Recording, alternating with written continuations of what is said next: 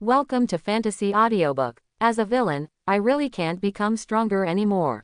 Chapter 41. At the same time, a silver-white bracelet appeared on Ron's wrist, shining brightly in the sunlight. Ron was a little surprised. He didn't expect to complete a special task so quickly. I thought that this kind of special task would be extremely difficult to complete. It would take a lot of time and energy and pay a high price. If you were not careful, you might be half dead before you have a chance to complete it. As a result, this is done. If it weren't for the bracelet on his wrist, Ron would even wonder if there was something wrong with his eyes.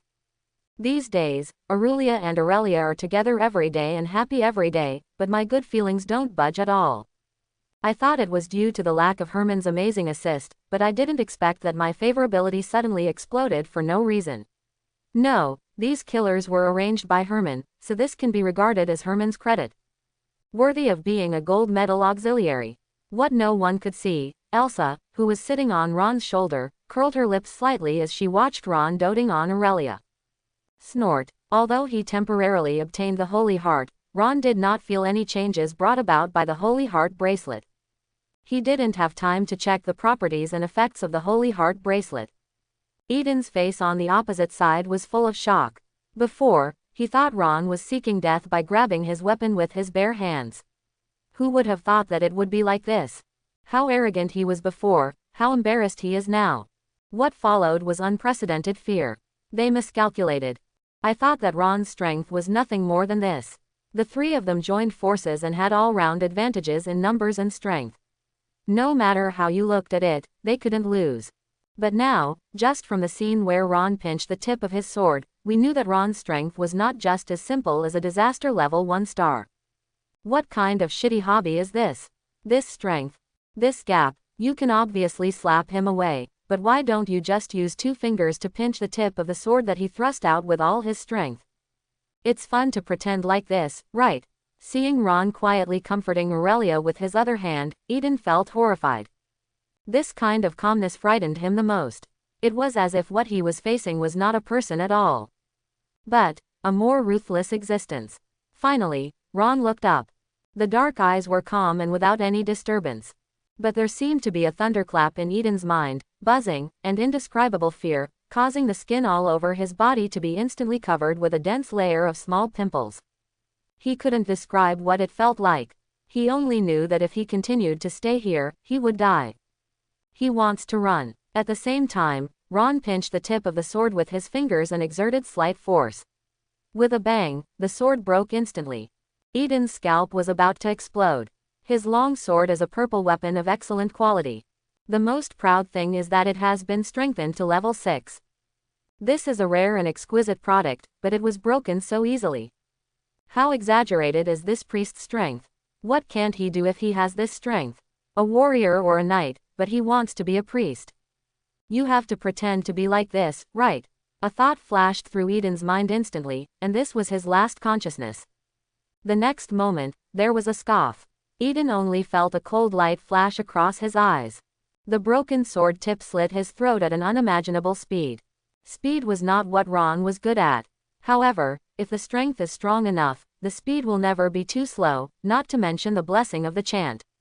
Blood spurted from the slit throat, accompanied by a squeaking sound. The light in Eden's eyes was quickly fading. Space chop, Eden, death. Although he had just killed someone, the expression on Ron's face still did not change at all. In the game, Ron also faced these 3 guys. These 3 people were mini-boss level existences in the game. Ron knew exactly how they attacked. When the 3 of them cooperate, Eden takes the first shot, which can cause the best damage to the target. If not, it can also attract attention. Eden's super fast sword light is enough to make the target panic. Blood Axe Simon immediately started the brutal collision.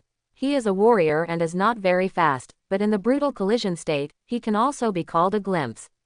The most important thing is that the brutal collision has a knock-up effect.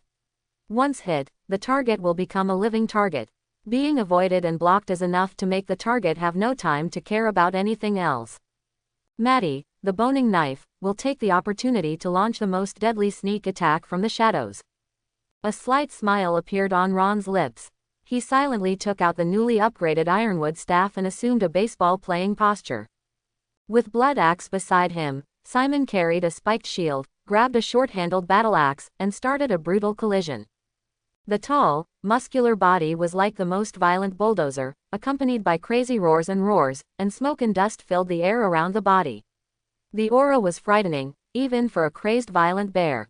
The distance between the two sides was approaching at an extremely fast speed. In less than a second, the ferocious shield suddenly appeared in front of Ron. At this moment, the dark staff in Ron's hand was also raised high. Immediately, the knobby stick head was swung forward. For a moment, it even gave people a very weird and twisted illusion. It was as if this was Simon taking the initiative to send the shield to Ron's staff.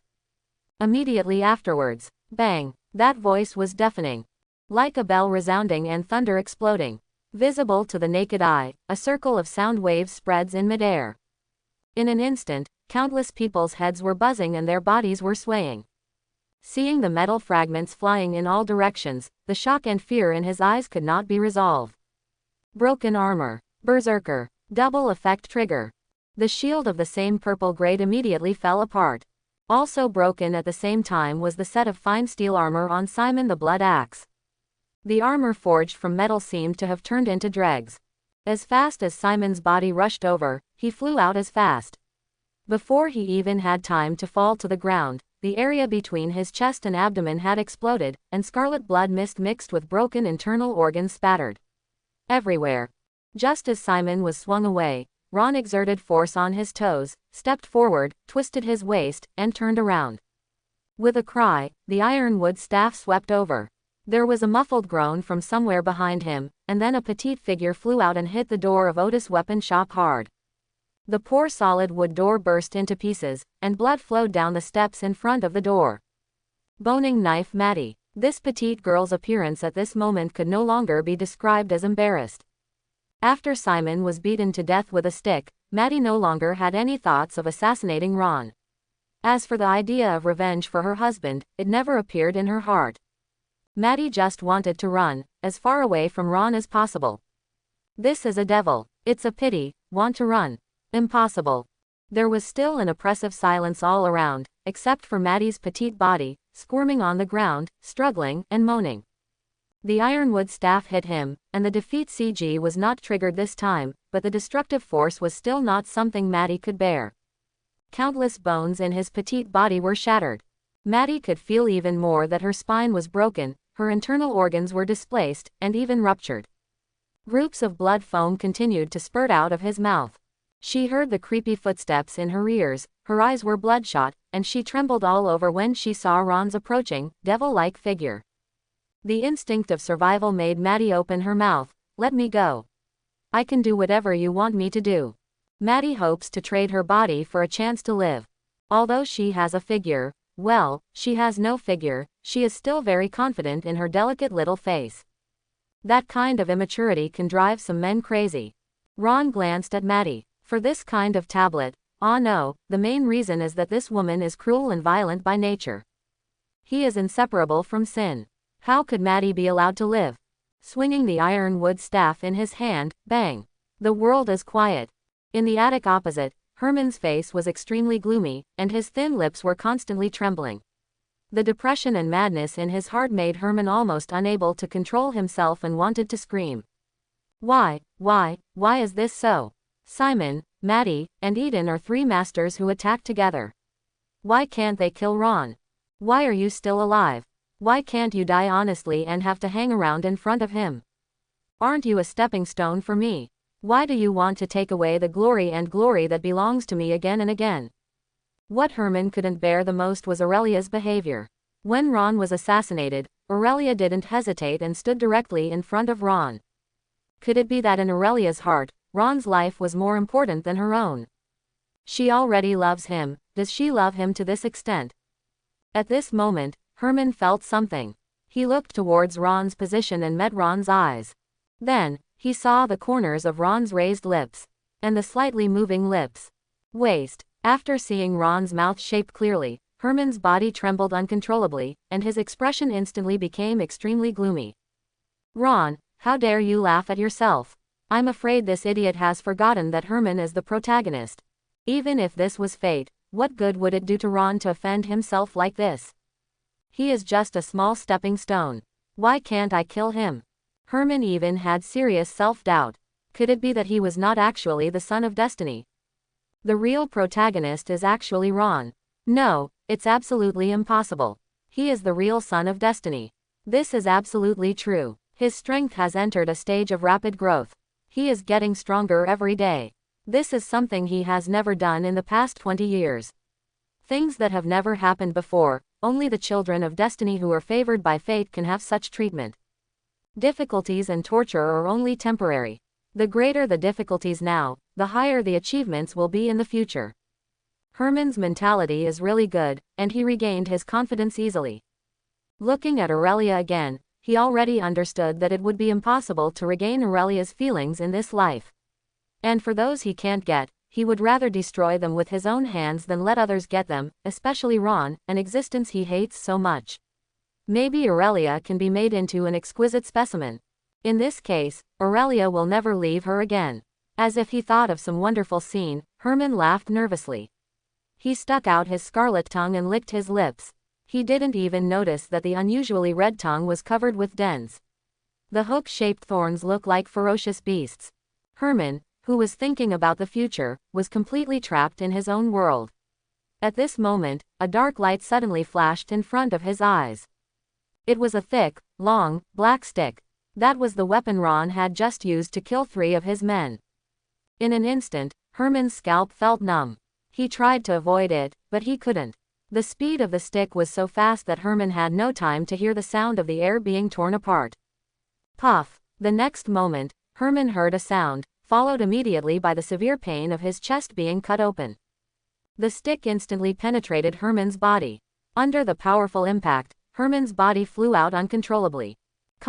Ever since he noticed traces of the black beast larva on Herman, and sensed that Herman's fate had changed, and that it was even possible that after the world line was closed, Ron would not let go of the tools used to destroy him.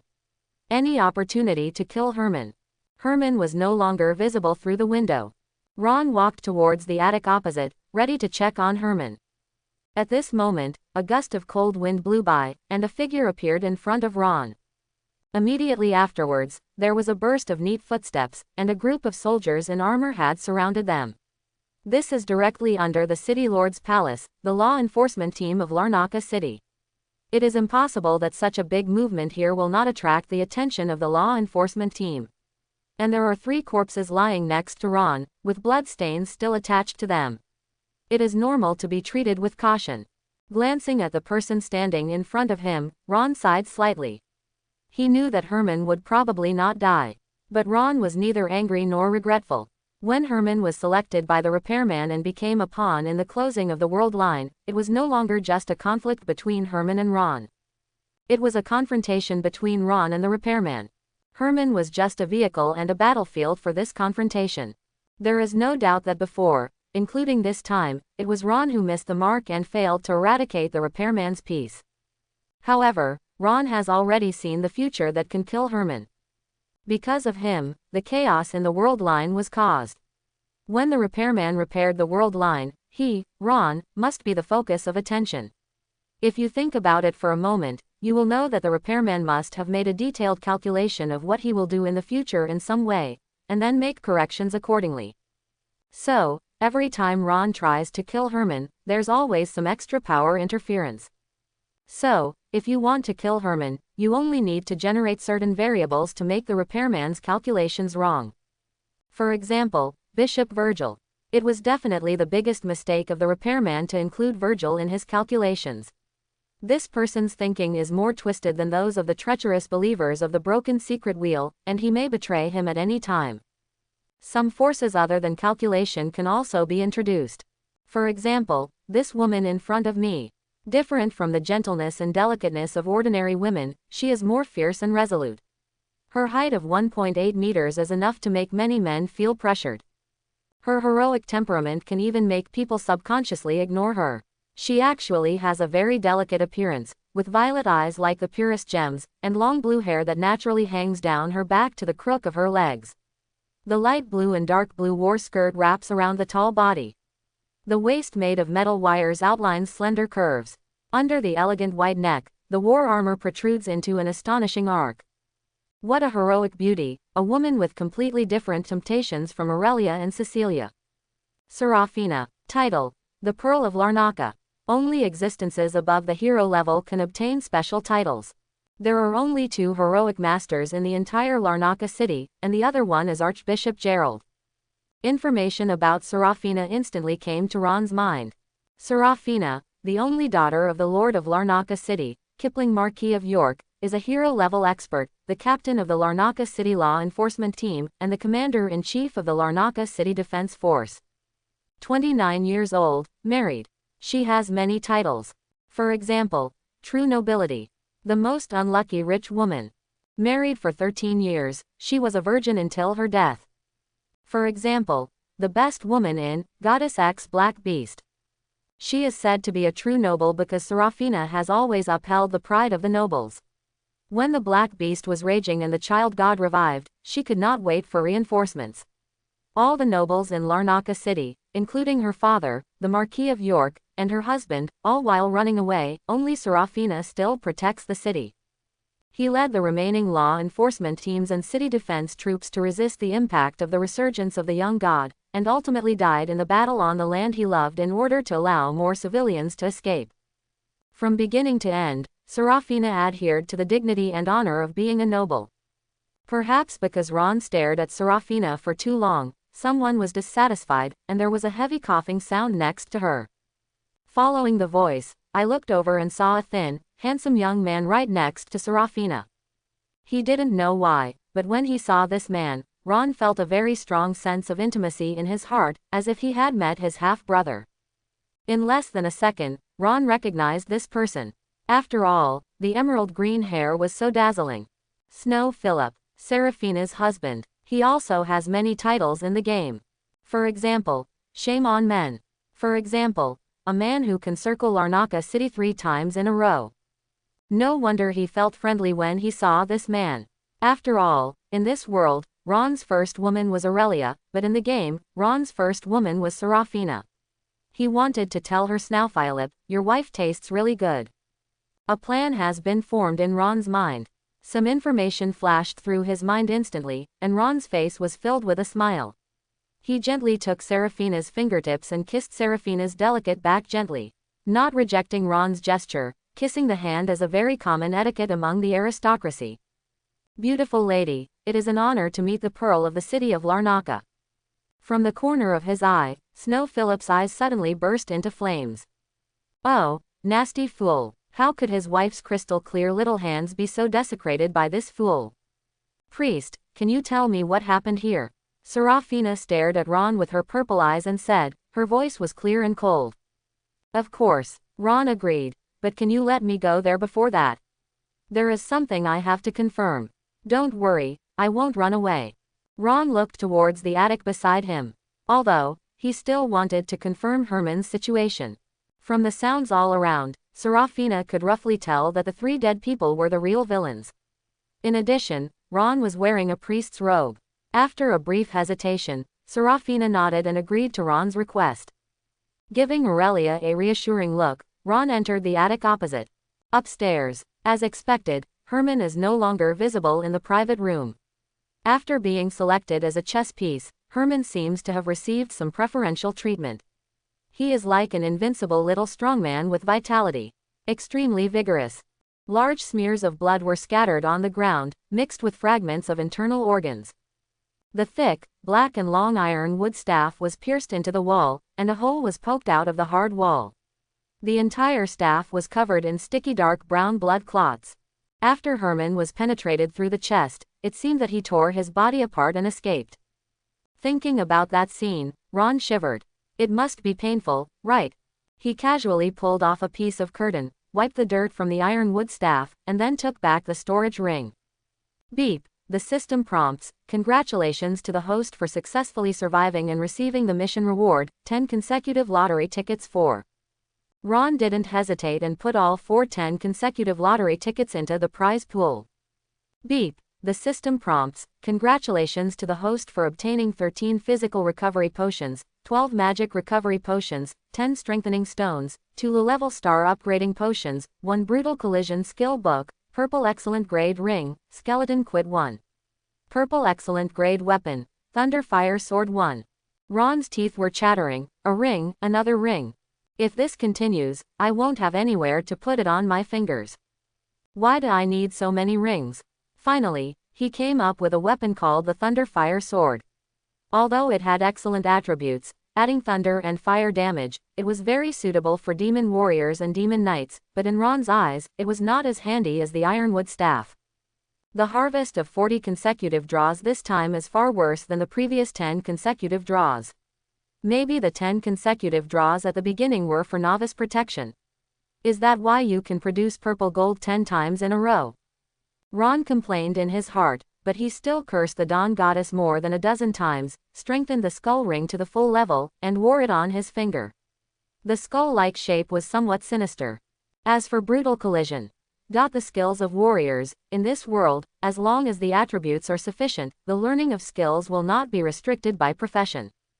In Ron's eyes, the most valuable ones are 2 bottles of low-level star upgrading potions, which can directly increase 1 star level, but are only effective for the extraordinary level.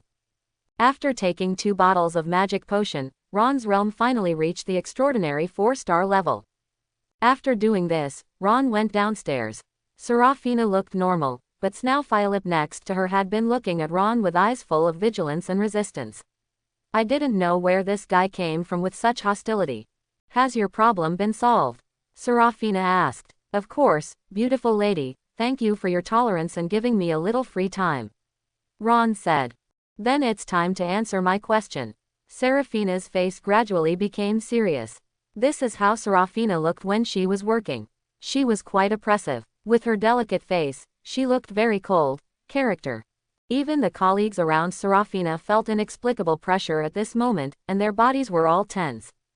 Who are you exactly? Ron Copperfield. Ron replied briskly. As you can see, I am the pastor of the Church of the Goddess of Dawn. Crunch. Serafina, who was about to continue asking, suddenly looked very strange. She glanced at the 3 corpses around her in confusion. One had his throat cut. One had his head smashed. At the most unlucky moment, like a brown bear's strong body, a huge hole was smashed between the chest and abdomen, and the internal organs were scattered all over the ground. Is this something a pastor can do? Ron saw Serafina's doubts, and he was a little dissatisfied. Miss Serafina, what is your look? You can doubt my character, but you cannot question my career. I am a professional pastor certified by the church. As he spoke, Ron took out a small notebook from his arms and opened it. It read clearly, Certificate of Excellent Pastor of Dawn Goddess Church. Serafina opened her mouth slightly, and her aloof temperament could no longer be maintained. The steel seal on the certificate cannot be faked. She rubbed her forehead in distress. When did the Dawn Goddess Church become so violent? A random priest can easily smash someone's head. After a few seconds passed, Serafina reluctantly accepted the fact that Ron was a priest. Okay, Mr. Ron, can you tell me what happened here? Ron nodded. Actually, it's very simple.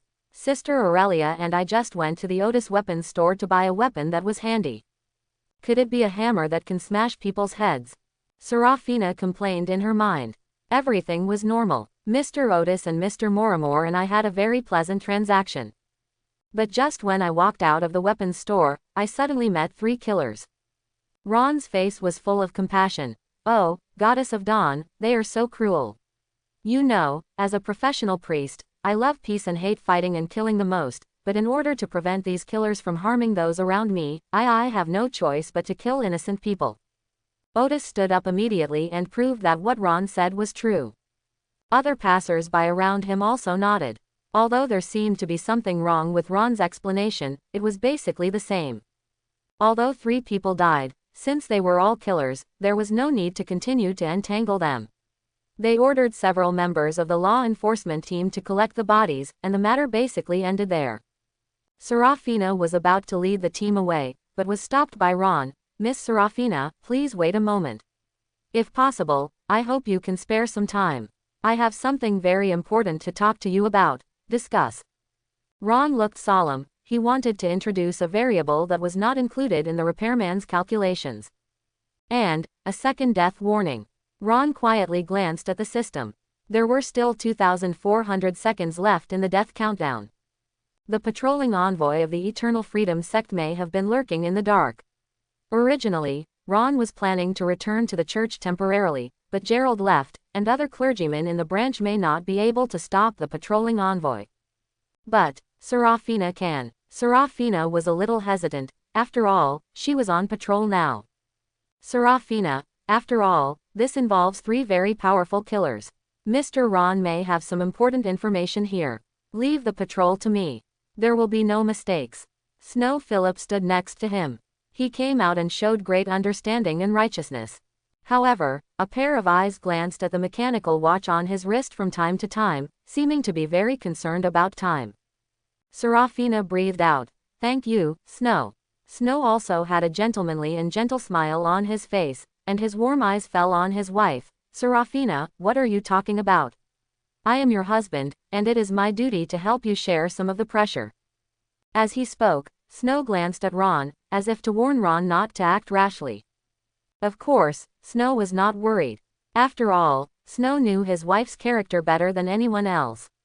She adheres to the etiquette and honor of the nobility and will never do anything that will discredit the family. Even if this Ron really has evil intentions, he must consider whether Serafina's sword is sharp. Without staying too much, Snow took most of the law enforcement team members away and headed to Baikung district. Can you arrange a few more people to escort Sister Aurelia back to the church? Ron scratched his hair and said again. This time, after all, he was facing an inspection envoy, not someone like Eden or Simon. Aurelia opened her mouth slightly, as if she wanted to refuse, but she was very smart, and she could see from Ron's slightly tired eyes that her lover was indeed under a lot of pressure. She wanted to be Ron's support, not a burden. Aurelia nodded obediently and, escorted by a group of law enforcement teams, headed to the Church of the Goddess of Dawn. To ensure Aurelia's safety, Ron even asked Otis. Otis also admired this newly recognized brother, and immediately patted his chest and promised that Aurelia would never be harmed in the slightest. At this point, Ron was finally relieved. At this point, only Serafina and Ron were left at the scene. Serafina's purple eyes have been staring at Ron. She can see that Ron has consciously separated everyone. If this is the case, then what Ron wants to say must be very important. Perhaps we can find a quieter place. Serafina nodded and did not refuse Ron's invitation. The two walked side by side, but obviously maintained a sufficient distance. For a long time, Kabudalila Hotel, this is the most luxurious hotel in Larnaca City. After finding a seat by the window and sitting down, Ron handed the menu to Serafina. Serafina had a big appetite, but outside, she always had to maintain the dignity of a noble, so she simply ordered a pastry and a drink. What exactly do you want to say?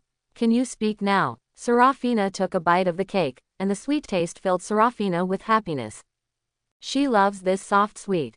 However, in order to maintain the dignity of the captain of the law enforcement team and the commander-in-chief of the city defense army, she could only force herself to swallow the steak she didn't like. Ron nodded, and he pondered for a few seconds. In fact, Ron had been delaying time, but this delay could not last too long. Miss Serafina, have you recognized the identities of the 3 killers? Serafina was stunned for a moment, then shook her head. She really didn't look at the body carefully. Simon the blood axe, Maddie the eviscerating knife, Eden the space slasher. Serafina's expression suddenly turned serious, and then she silently stuffed the piece of cake that was poked with the fork into her mouth. She finally understood why Ron was so cautious. These 3 guys are not very strong, but they are ruthless and have a reputation. The most important thing is that these 3 people are jointly wanted by the Dawn Goddess Church and the Kingdom of Granville, and have been sent to the guillotine to be executed. Once this matter is leaked, it will definitely cause an uproar. While Serafina squirmed her slender neck, she quietly swallowed the cake in her mouth.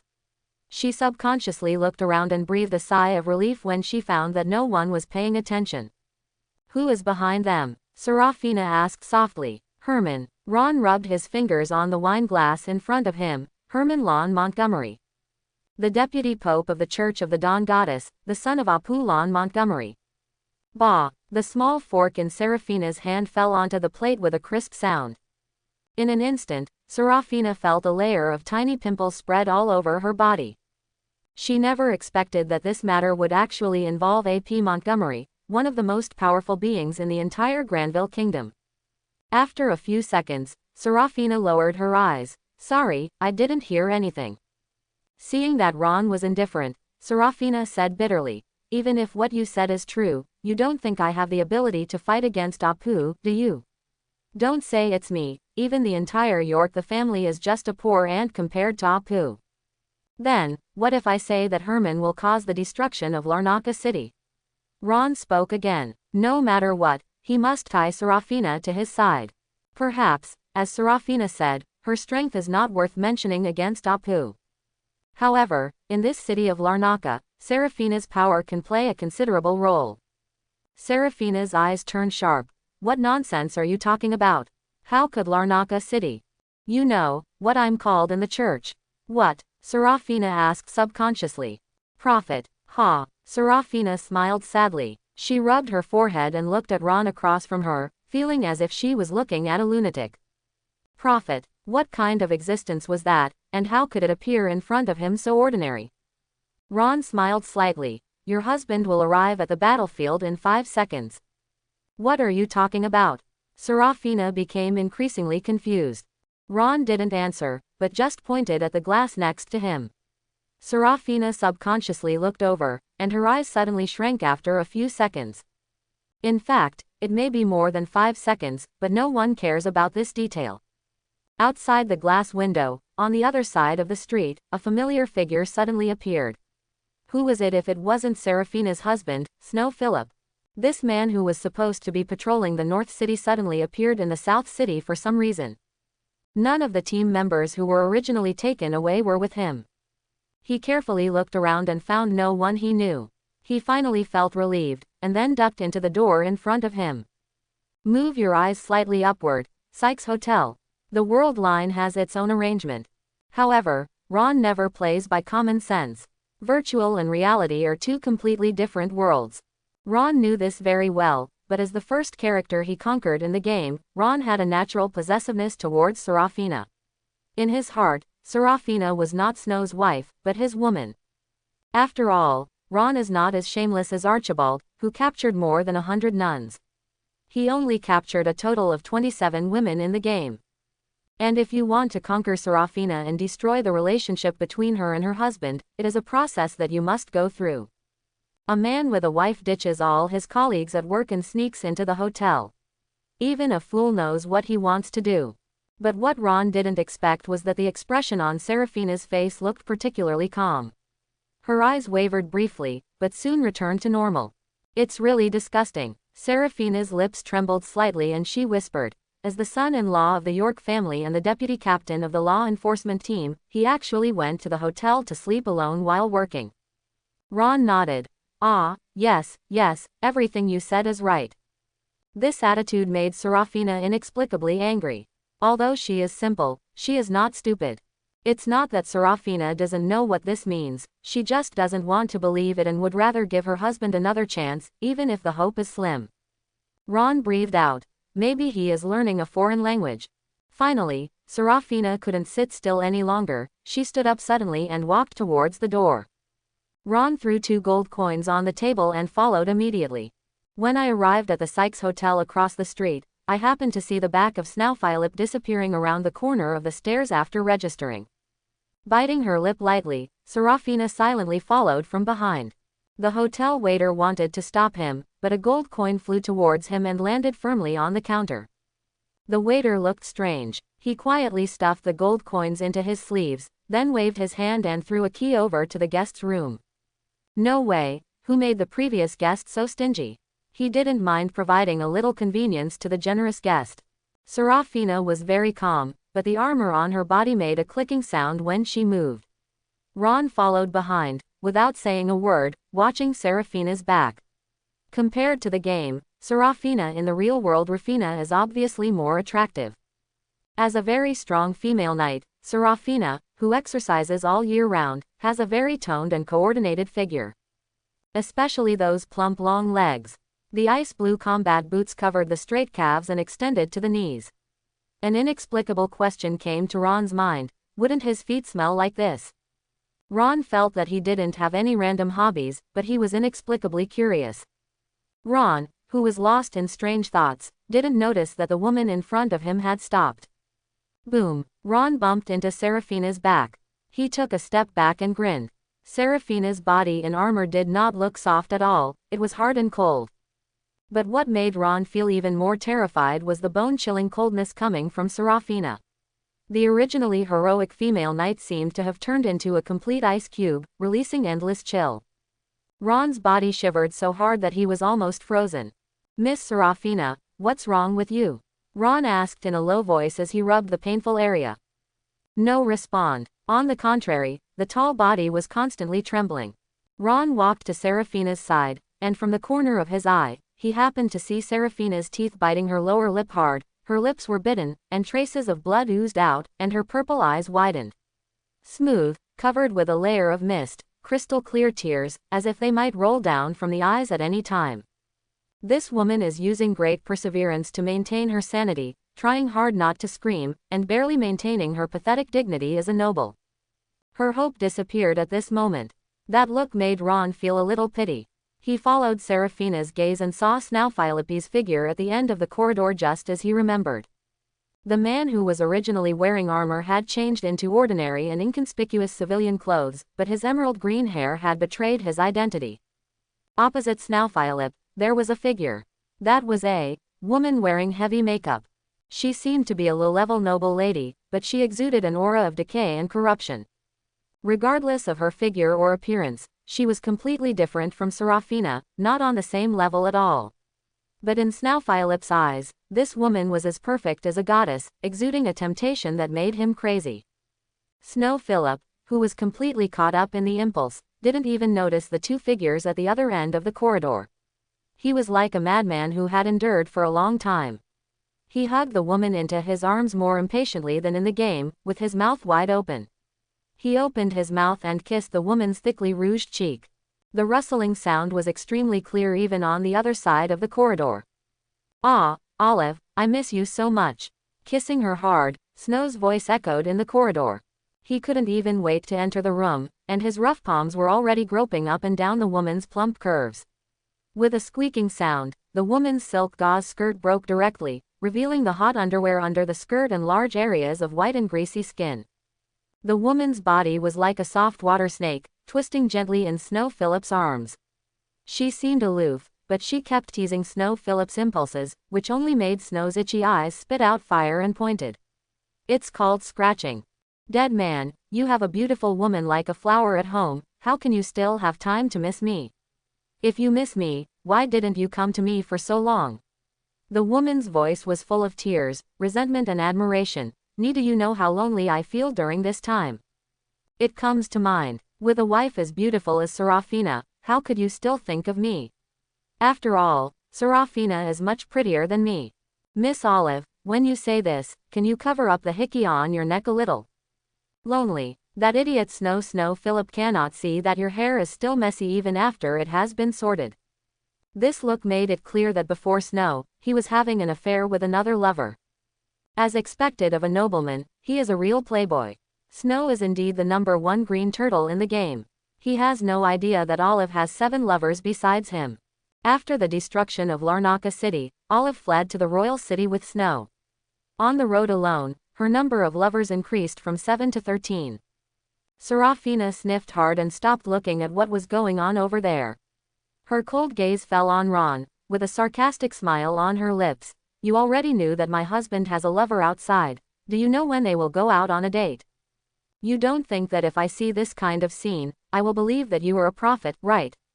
With a little investigation, their movement trajectory is not difficult to determine. Ron nodded slightly, and he recognized Serafina's caution. "Beautiful lady, you were right, but..." Suddenly, Ron's voice became weird. "Ah, Olive. You are the woman I really love deeply. She is far inferior to you. Serafina, that guy who is more masculine than a man, how can he have any charm of being a woman? Do you know what we call her behind her back?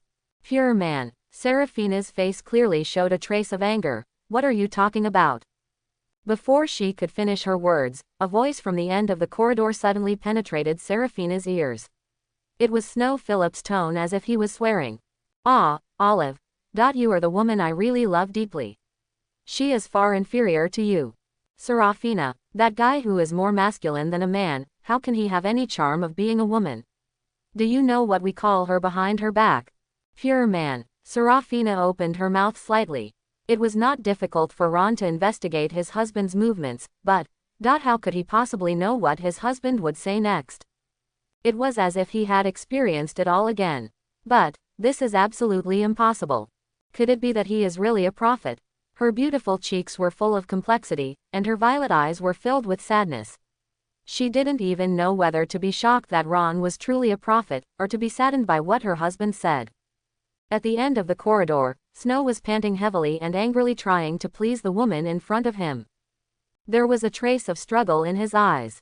Although he described Seraphina as very unbearable, he still loved Seraphina deeply, at least, that's what he thought. Snow is not blind. Olive's appearance must be modified by heavy makeup, and Seraphina's pure and natural delicacy. As long as there is no problem with the eyes, you can tell who is more beautiful. Olive has a plump figure, but her years of dissolute life have inevitably overdrawn her energy. Even after applying various lotions, it is still difficult to cover up her dry and dull skin. Even with the exaggerated figure, even with the aid of clothes, traces of the fall can still be seen. But even so, Snow was still more willing to hug the woman in front of him. Only the woman in front of him could give Snow a hearty vent, hold his head high and regain his dignity as a man. Snow Philip was also a noble. He was the concubine of a viscount family. Snow knew better than anyone how big the gap was between the fool of a viscount family and the only daughter of a marquis family. His marriage to Seraphina was when he married Seraphina. Yes, he married her into a wife. Just this point made Snow a little unable to hold his head high in front of Seraphina.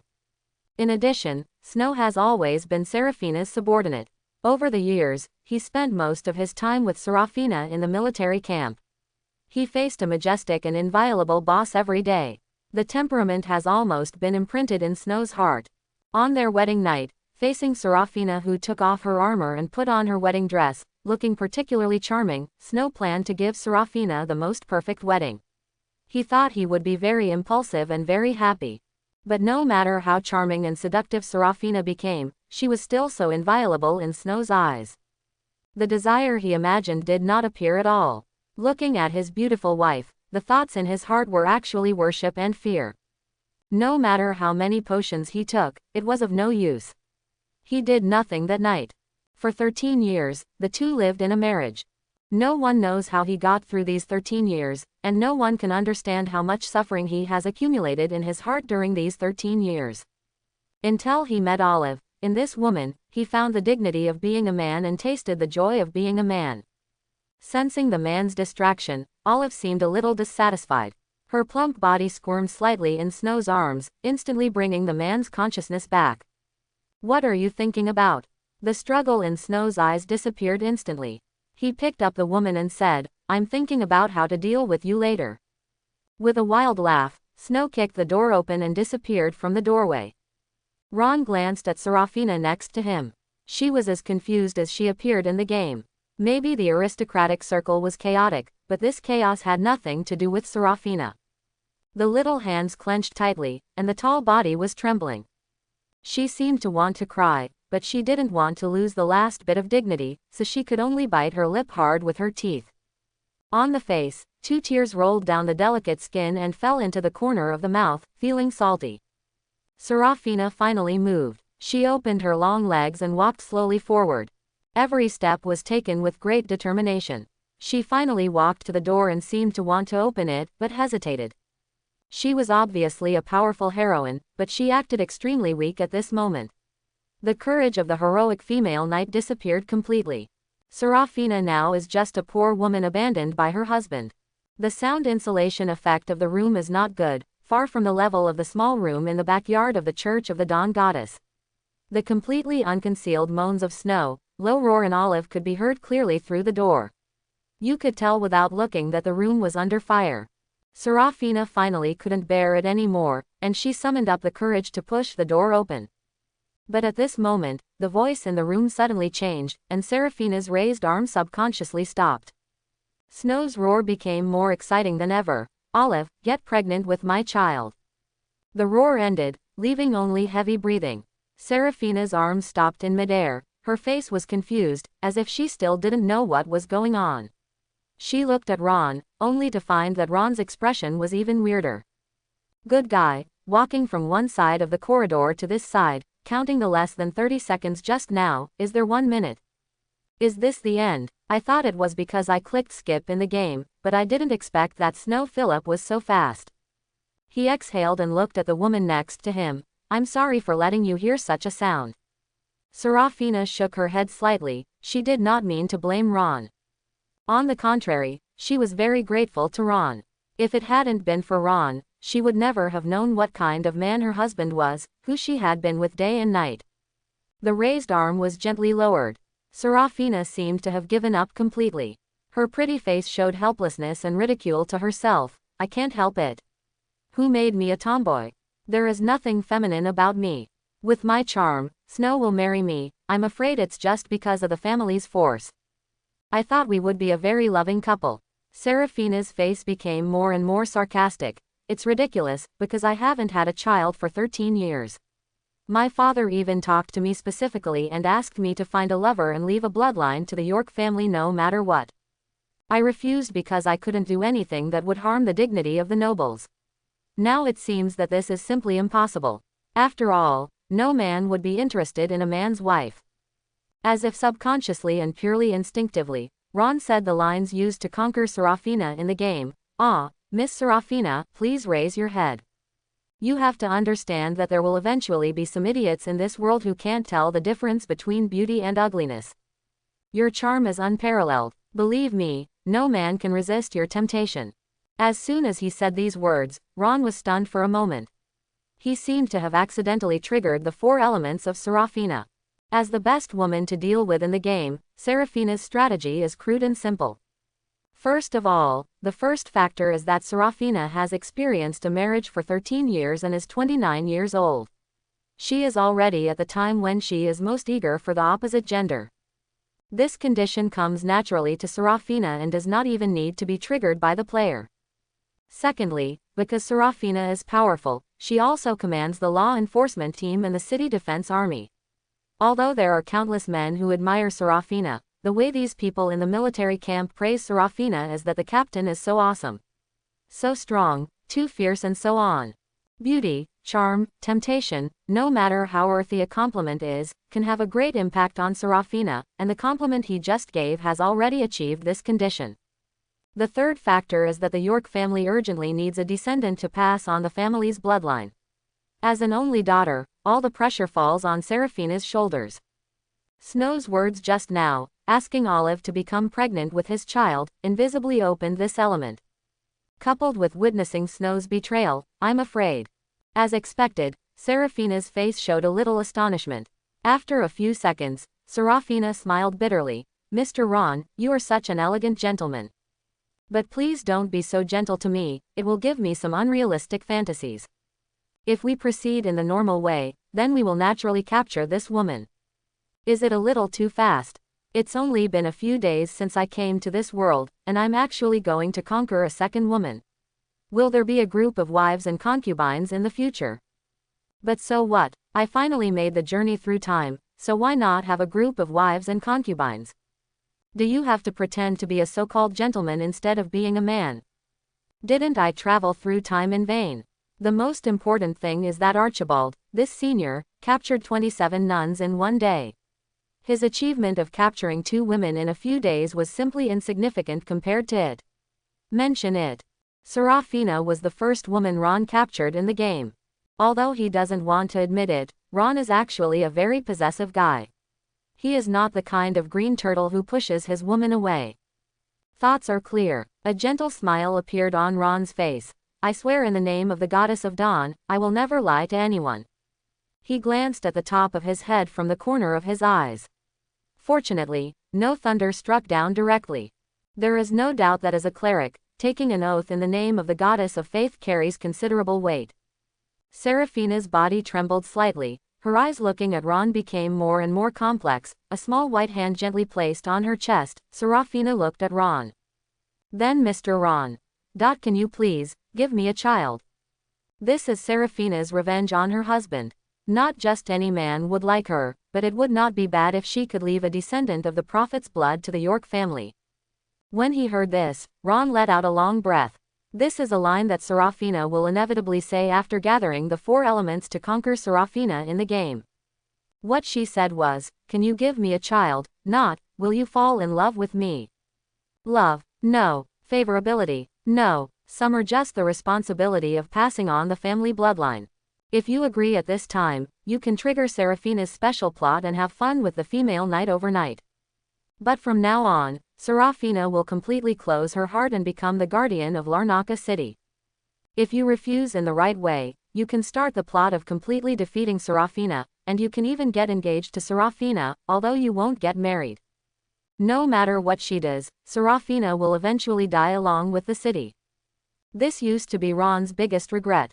When Seraphina said this line, Ron knew that Seraphina's fate had not changed at all. And this is obviously not the ending Ron wants to see. This time, he won't let Seraphina die again. Seraphina waited anxiously, she was even a little uneasy. Obviously, the comments made by her husband of 13 years had a very serious impact on Seraphina. Now she is at the most unconfident moment in her life. The waiting time is not long, but every second feels like a year. Seraphina couldn't bear this feeling. Just as she was about to raise her head, she suddenly felt a hot breath coming towards her.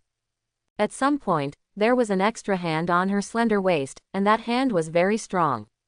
It's so big that even a heroic female knight can't resist it. Is this guy really a priest? Immediately afterwards, the 2 people's bodies were pressed tightly together. At this moment, Seraphina seemed to have truly turned into a pure woman. She completely forgot that she had great power. The little hands just weakly pushed Ron's chest. "Miss Seraphina, I just saw the future, your first kiss was mine." "Mr. Ron, you." Seraphina opened her small mouth subconsciously, "Woo." However, before she could finish her sentence, the female knight's mouth was blocked. That was something she had never experienced before. Consciousness begins to become disordered. His eyes gradually became blurred. The stiff body also became soft. The little hands became weaker and weaker, and even took the initiative to wrap around Ron's neck. After a long time, we finally separated. Some hair strands are stuck to her face, giving Seraphina a bit of messy temptation. Ron took a step back slightly. "Seraphina, do you believe it now? You are a very charming woman." Seraphina's originally white and tender face was covered with a confusing and alluring flush. A green-white finger gently landed on her lips, as if she was still recalling the taste of Ron's wanton violation of her mouth just now.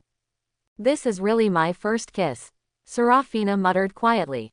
He looked at the room next to Snow and Olive with blurred eyes. "Where's your answer?" "Want me a baby? It's in the next room. You should be able to make me make a louder noise than Olive, right?" She wanted revenge, and she wanted her husband to understand that she was not an unwanted woman. Ron smiled. He just looked at Seraphina quietly. Just looking at her like this was obviously just a normal behavior, but for some reason it made Seraphina feel a little panicked. Her eyes involuntarily deviated to the side, and she even dared not look at Ron's eyes. "You don't need to prove your charm in this way," Ron finally said. "In the near future, you will truly fall in love with a man, and you will have a happy life." "That's me." The gentle voice broke Seraphina's newly determined will almost in an instant. Seraphina glanced at Ron and lowered her head. She did not ask Ron who the man was. Ron knew Seraphina's will very well. She was just temporarily confused. This woman would soon come out of her slump and show the true style of the Pearl of Larnaca City. Sure enough, after more than 10 seconds, Seraphina exhaled slightly and raised her head again. Her purple eyes had regained their luster and were no longer as dim as before. There was a sweet smile on her face, still attractive, but less sickly. "Mr. Ron, you are a true gentleman." Beep. The system prompts that Seraphina's favorability towards you has increased, and her current favorability is 40. Ron knew that he had embarked on the path of completely conquering Serafina, not just getting Serafina's body. Thank you for the compliment. Then, Miss Serafina, should we leave? After all, your husband seems to have finished his work. It might be a little embarrassing if we meet him when he comes out later. Leave? Serafina raised her eyebrows, and the expression on her face actually seemed to be full of energy. Why are you leaving? Raising his right hand, his slender green-white tail finger hooked the messy long hair on the side of his face behind his ear. Ron felt that his hobby might be a bit strange. He always felt that women's little actions were particularly attractive. Right in front of Ron, Serafina slowly raised her right hand and gently landed on the door. He didn't see Serafina exerting any force at all. He only heard a pop, and Ron's heart trembled violently. The solid wood door instantly turned into fine dust. Completely shattered. The door is all gray. Ron's lips trembled slightly. It was easy to break open the door. Even without the iron and wood staff, Ron could punch a hole in the solid wood door with one punch. However, if he wanted to be as relaxed and comfortable as Serafina, or even turn the wooden door into dust, then Ron would never be able to do it. Is this the gap between myself and heroic masters? Fortunately, Serafina didn't really resist just now, otherwise, a slap could have sent him flying from one end of Priya Street to the other. But you don't have to be so rude if you want to open the door. I have the key. In the room, Snaufilip, who was taking the potion and preparing for the second round of fighting, also shook his hand, and the potion fell to the ground and shattered into pieces. This made Snow extremely distressed. After all, this bottle of magic potion costs 10 gold coins. Who dares to disturb my good deeds? Don't you want to live? In his anger, Snow completely forgot to consider the terrifying strength of an existence that could easily shatter a wooden door. Bah, bah, bah. There was no answer, only the crisp sound of metal boots on the floor echoed in his ears. That sound was like a soul-killing magic sound. Snow didn't know what was going on, he just felt creepy. Finally, among the sawdust flying all over the sky, the outline of a figure appeared. The outline became clearer and clearer, and Snow's eyes grew wider and wider. Finally, the figure completely appeared in front of Snow. When he saw that familiar face, a cold air rushed from the soles of Snow's feet to his forehead, and his scalp was about to explode. The indescribable fear even prevented Snow from uttering a normal voice. Sigh. Sigh. Serafina. Serafina still had a shallow, mocking smile on her lips, and she didn't even take action to push Snow to the ground and beat him up, although this was not a difficult task for her. His cold eyes casually passed over Snow, and then fell on Olive, who was huddled in bed with a face full of fear. You can see it more clearly at a closer distance. The powder on the face is thicker than the white dust on the wall. Ah! Serafina snorted contemptuously and looked at Snow again. Snow. Snaufilip's body was trembling violently. He opened his mouth with all his strength and racked his brains to argue. Serafina, you listen to my explanation. Give me another chance. I just made the same mistake that all noble men make. Serafina shook her head gently. Snow, there is no need to explain any more, Snow. You are divorced. From now on, you will have nothing to do with the York family or me, Serafina York. Buzz. In an instant, a bolt of lightning seemed to explode in Snaufilip's mind, and his face suddenly turned pale as paper, with no trace of blood visible. No, Serafina, you can't do this. I am your husband, your man. No, no, no, no, Sir Snaufilip. Serafina slowly turned around and looked at Ron, who was watching the excitement at the door. She gently stepped forward with her long and toned legs and walked in front of Ron. This is my man. Just as Snow looked at him in extreme shock, his round cherry lips kissed Ron's mouth. They were actually kissing. He has never touched Serafina's lips. No. In an instant, Snow let out a shrill scream, his legs softened, and he knelt on the ground with a thud. Snowflakes seemed to be falling around him. What is this? Husband is currently committing a crime. Being kissed. My husband is currently committing a crime, which is a bit exciting. This is the style that Serafina, the pearl of Larnaca City, the heroic female knight should show. Serafina in real life is more decisive than in the game. In the game, in order to maintain the dignity of the nobles, Serafina will even continue to maintain her marriage to Snow. Why is there such a subtle difference? Ron was murmuring in his heart, it couldn't be because of his influence, right? He probably doesn't have that much influence, but this change is unlikely to affect the trajectory of the world line, and it's not enough to rewrite Seraphina's fate. Snaufilip's gaze was like two sharp steel needles, which stung Ron a little. Seeing his wife standing beside Ron affectionately, her eyes were as vicious as a hyena's. Looking at that look, he wanted to peel off Ron's skin and convulse him. Crushing bones and scattering ashes. Ron, it's all this idiot's fault. It was him who deliberately brought Seraphina here. It was him who kept saying bad things about himself in Seraphina's ears. This scumbag has been eyeing his wife from the beginning, and everything he did was to take Seraphina away from him. What a treacherous, vicious person. Ron accepted Snaufilip's gaze calmly. This guy was right. Ron did it on purpose. He had a strong desire for exclusivity. Seraphina is his woman. As for Snaufilip, this stupid and bad man doesn't deserve to stay by Seraphina's side. Snaufilip was angry, resentful, tormented, and fearful. No matter how he disparaged Seraphina in front of Olive, Snaufilip knew very well that everything he had now was brought about by Seraphina. Power, wealth, status, without Seraphina, he is nothing. He couldn't even go back to the Philip family. Snaufilip tried to win back Seraphina, but he had no idea how much damage he had done to Seraphina by what he said to appease Olive. A woman who is more masculine than a man and has no feminine charm. Pure man. Seraphina didn't want to hear Snaufilip's voice at all now. Hearing another word would make her sick. Hey, Mr. Ron, can you have a drink with me? Seraphina extended an invitation to Ron. Of course, it's an honor. Seeing the two people's backs disappearing from the door, Snaufilip was completely desperate and slumped on the ground, his face dull. It's over, it's all over. I don't know how much time passed, but Snaufilip was awakened by a rustling sound. His stiff neck twisted little by little, and Olive was getting dressed in a hurry. When he saw Olive, a light suddenly appeared in Snaufilip's green eyes, which was hope. That's right, although Seraphina is gone and his original power, status and wealth are gone, he still has true love. He also has Olive. Snaufilip got up from the ground and walked towards Olive nervously. He opened his arms, as if he wanted to vent the pain in his heart in Olive's arms. Ah, Olive, all I have left now is I'm leaving you. Boom. Before Snow could hug Olive, Philip had already kicked Snow on the stomach with one foot, knocking Snow to the ground. At this moment, only indifference and ridicule remained on his originally charming face. Bah, without Seraphina, what do you have now? Can you still be the deputy captain of the law enforcement team? Do you still have money? If it weren't for the fact that you are the deputy captain of the law enforcement team, how could I have fallen in love with you? Is it because of your ability to last only 56 seconds after taking the magic potion, including taking off your clothes? Olive cursed and walked away in high heels. In the empty room, only Snaufilip remained in place quietly, motionless, like a stiff puppet.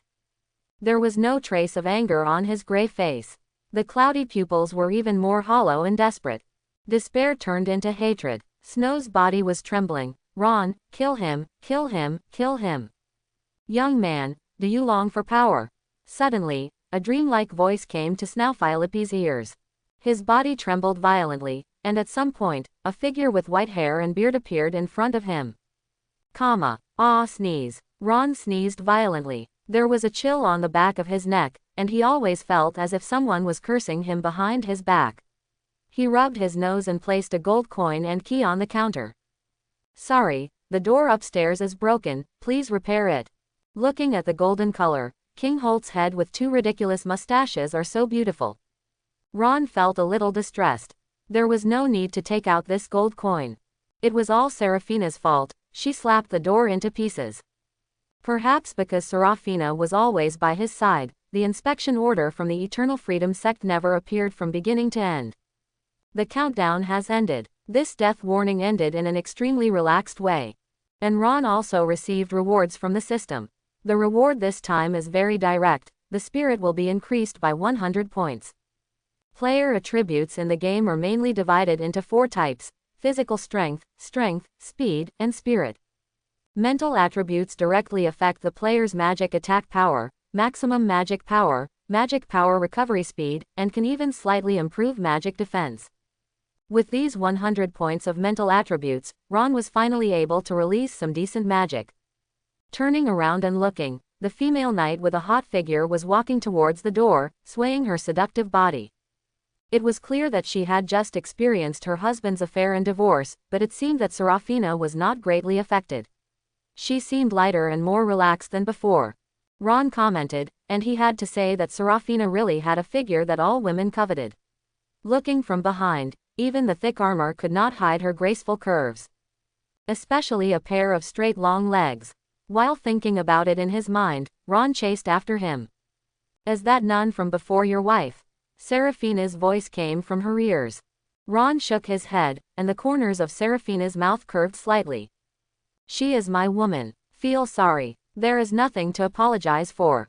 Ron shook his head. "I once told Aurelia that I would have many women in the future, and she accepted this. You are really a scumbag." Serafina murmured. "Hey, do my legs look good?" A slightly ambiguous breath came to my ears. Ron's face turned red. Had he been discovered? It was normal. After all, she was a heroic female knight. How could she not feel the gaze of others? "It's beautiful," Ron replied honestly. Serafina raised her eyebrows, as if she was deliberately teasing. "You are not thinking about doing anything bad to my legs, are you?" "Ha, how could that be?" "I was thinking, if your legs are wrapped in metal boots, wouldn't your feet stink?" Ron said, blinking. Serafina smiled seductively and raised one calf. "Do you want to smell it?" Ron looked disgusted. "I don't have that hobby." He prefers girls who have just taken a shower and smell good. Ahem, it seems that I showed up at the wrong time. At this moment, a heavy cough and a familiar voice suddenly came from outside the door. Looking up, Virgil's figure suddenly appeared in front of him. Seeing the figures of Ron and Serafina, Virgil's face was a little complicated, and he only had admiration in his heart. "Be obedient, this is incredible." As soon as Aurelia was accepted, Aurelia immediately accepted Cecilia's existence. In the blink of an eye, he actually got the pearl of Larnaca City, Miss Serafina. They came out of the hotel together, and they were still flirting so unscrupulously. Is this the power of a prophet? Virgil was a little annoyed. Maybe he shouldn't match up with brother Ron, and now he wanted to become Ron's disciple. However, isn't there something wrong with my brother's hobby? Aurelia, Herman's fiancée. Cecilia, I have a boyfriend outside the church. Serafina, this one is even worse, she is a wife who has been married for 13 years. Does this guy have any special fetish for other people's women? This is a disease and it needs to be cured. If this continues, Virgil is really worried that sooner or later, his good brother will be hacked to death while walking outside. Moreover, Ron must not be allowed to meet Isaiah. Although she is a spy planted by the enemy country, but she is his woman after all. Shaking his head, Virgil suppressed the messy thoughts in his heart. He looked at Ron. "Brother, I have some clues about what you asked me to investigate." Ron had previously entrusted Virgil to investigate Herman's whereabouts during this period, especially 4 nights ago. Even if it is fate, there must be traces to follow. He wants to find out the most precious clues behind Herman's whereabouts, so as to truly grasp the tale of fate. Virgil and Serafina naturally knew each other. All kinds of work and entertainment in daily life are indispensable for communication. Virgil glanced at Serafina next to him, nodded slightly, and said hello, but the words in his mouth stopped abruptly. Although Ron and Serafina walked out of the hotel together and even flirted wantonly at the door, it seemed like they had just had an in-depth communication. However, Virgil couldn't tell what position Serafina was in. In this case, Virgil would not let Serafina know too many secrets. Serafina is not stupid either. She smiled slightly. "Bishop Virgil, Mr. Ron, please take your time and chat. The law enforcement team still has some things to deal with. All first." "No, Serafina, you stay. The situation that Larnaca City will face next cannot be solved by just one branch of the Dawn Goddess Church," Ron said quietly. Serafina's eyes froze slightly. She remembered that Ron had called himself a prophet before and said that the city of Larnaca would be destroyed. Virgil frowned slightly. Originally, in Virgil's eyes, he and Ron had formed a group. He and Ron were the core of the group, plus Aurelia at most. But in this situation, Ron obviously wants to bring Serafina into the team. He feels a little uncomfortable. After all, he and Serafina belong to different forces, and they are between the political power and the divine power. The contradiction between them is irreconcilable. But since this was Ron's decision as a prophet, Virgil couldn't refuse. Returning to the hotel opposite, I still sat down by the window. Around the round table, the three of them sat in an equilateral triangle, and the atmosphere seemed a little depressing. Virgil and Serafina were harmonious on the surface but full of internal conflicts, while Ron was nominally a member of the Church of the Dawn Goddess, but he was also in harmony with them. Serafina has an ambiguous relationship and can be regarded as a mediator between the two. Ahem. Ron broke the silence. Serafina, I know you have many questions in your mind, just ask. Serafina exhaled slightly, her smooth forehead wrinkled, and she no longer hesitated. Are you really a prophet? This is the core of all issues, and everything discussed next is based on this point. Ron smiled slightly and didn't answer. Virgil, who was next to him, had already spoken. Miss Serafina, there is no need to doubt that Ron does have the ability to see into the future. Virgil chanted the prophetic poem that Ron had written before, which made Ron a little embarrassed, and it felt like dark history was being revealed. Brother Ron accurately predicted various situations such as the sun being swallowed, the world falling into darkness, the emergence of the Golden City, etc. This is enough to prove Brother Ron's ability. Serafina nodded. Ron had also said what Snaufilip wanted to say before Snaufilip spoke. Brother Ron, he also predicted that a great race will wither and the Twilight Continent will usher in disaster. Virgil continued. These two prophecies are being confirmed little by little, especially the first one. Archbishop Gerald has left Larnaca City a long time ago and is currently at the church headquarters. Virgil's expression became extremely depressed. The information the Archbishop sent back through the secret technique is not very good. Serafina's expression also became serious. How? The Golden City appeared in the sky above the Dragon Valley. The Dragon clan naturally regarded the Golden City as their own property. They sealed off the nearby area and strictly prohibited other races from approaching. Archbishop Gerald went to the headquarters of the Church of the Dawn Goddess as quickly as possible. Through the church's senior officials, he conveyed the information that the Dragon clan might be in crisis to the Dragon clan and expressed his willingness to provide help. Virgil spread his hands. As you know, the Dragon clan is proud and arrogant. Those big lizards with wings are not as smart as their strength. No dragon will take the church's warning to heart. Actually, they quite like that giant city. They don't think there is any danger in the giant city at all, or they firmly believe that even if there is any danger, they are strong enough to deal with it. In the eyes of the dragon, that golden, shiny, majestic and huge city is worthy of the identity of the Dragon clan. They want to take the Golden City as their own and become the royal city of the Dragon clan. They tried to enter the Golden City, but there seemed to be some mysterious force blocking the Golden City, making it difficult to break through. So the Dragon clan chose to use the simplest and most brutal means to solve the Golden City. They gathered hundreds of giant dragons and tried to use dragon breath to break the blockade of the giant city. Then what? Serafina became interested and urged. Then, they all died. Virgil exhaled. Their huge mountain-like bodies turned into fine powder, staining the sky with blood. The Seine River near the Dragon Valley is dyed scarlet. Serafina subconsciously sat up straight, her expression more solemn than ever before. She was a dragon. That is truly the strongest person in the entire Twilight Continent.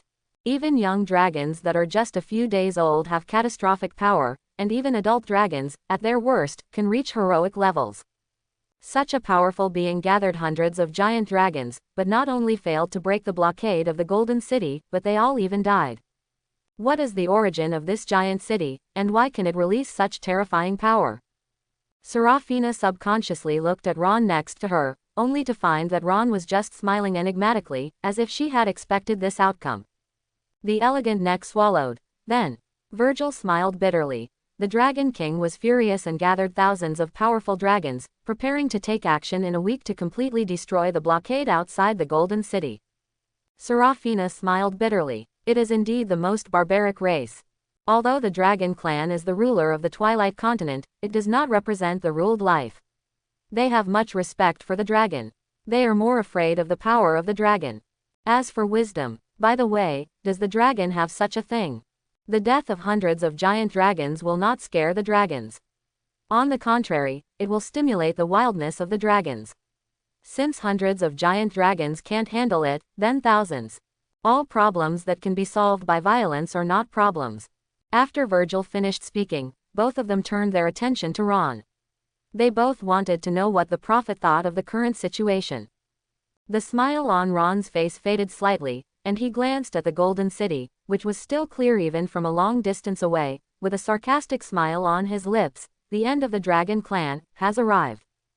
Gudong. Even though they had expected it, Virgil and Seraphina's expressions still changed. That is the Dragon Clan, the most powerful existence that has ruled the entire world for thousands of years. How could it be possible to usher in the end so easily? Ron's fingers rubbed the wine glass in front of him. Virgil, tell them that the blockade outside the Golden City is a long-lost magic circle. No one knows the name of the magic circle, but it may be called Infinite Rebound. Magic Circle. Although the city has been sealed off, Virgil naturally has a way to convey the message.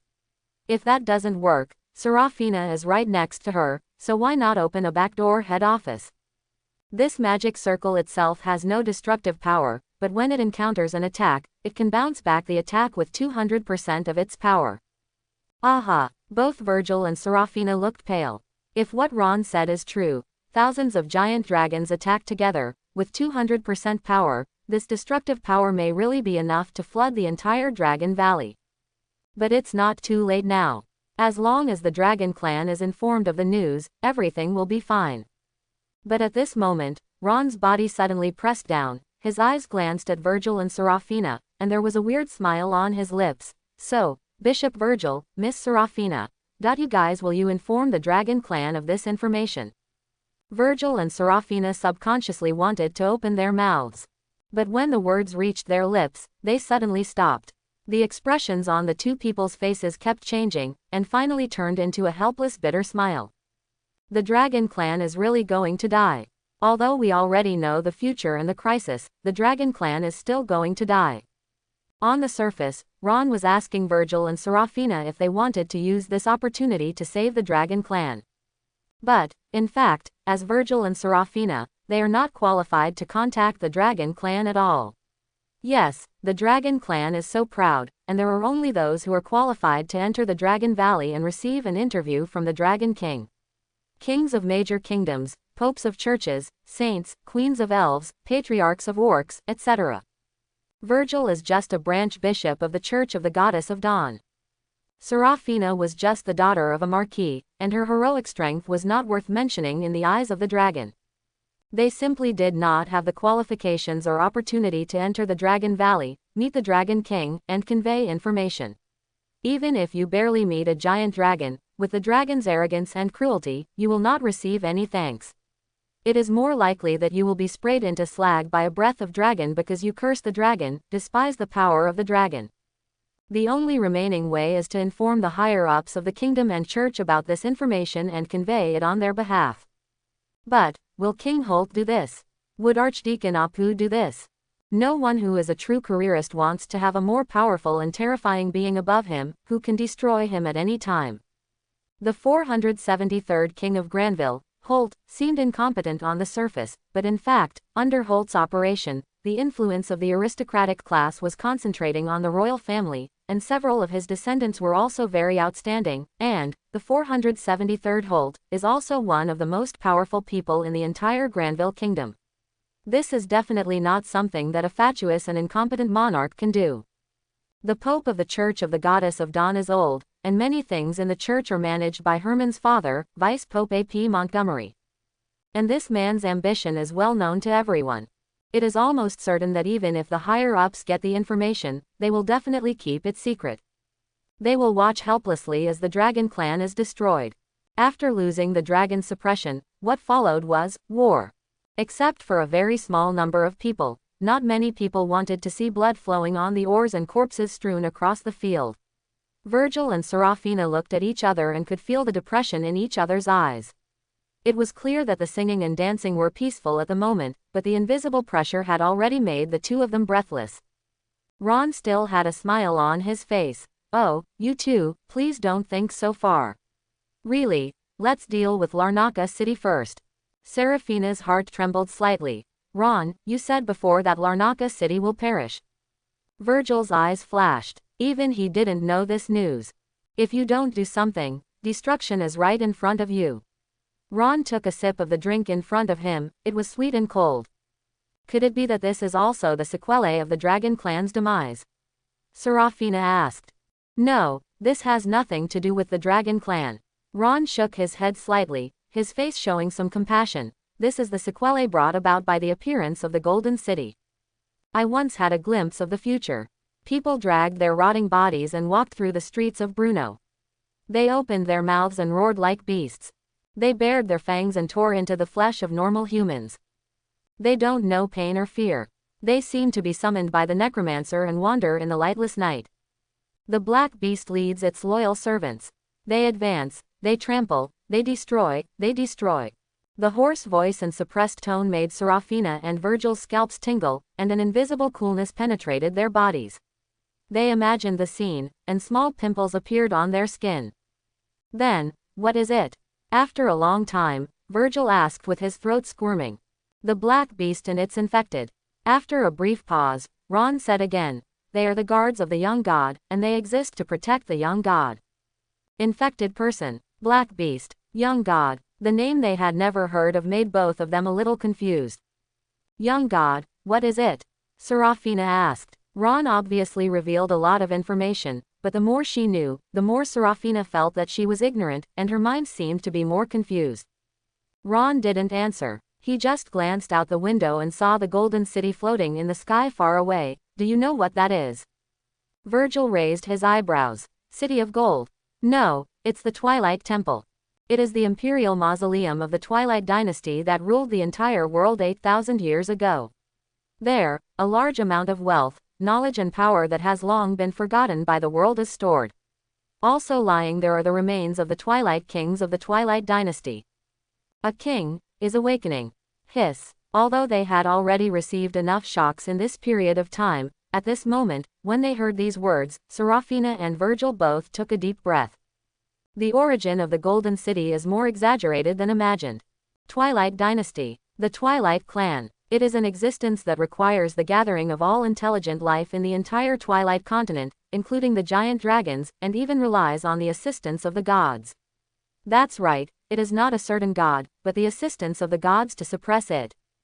And a Twilight King is awakening. Ha! Ron was an understatement. This was no longer a disaster. This is the end of the world. Of course, the Twilight King will not wake up so easily. Ron continued.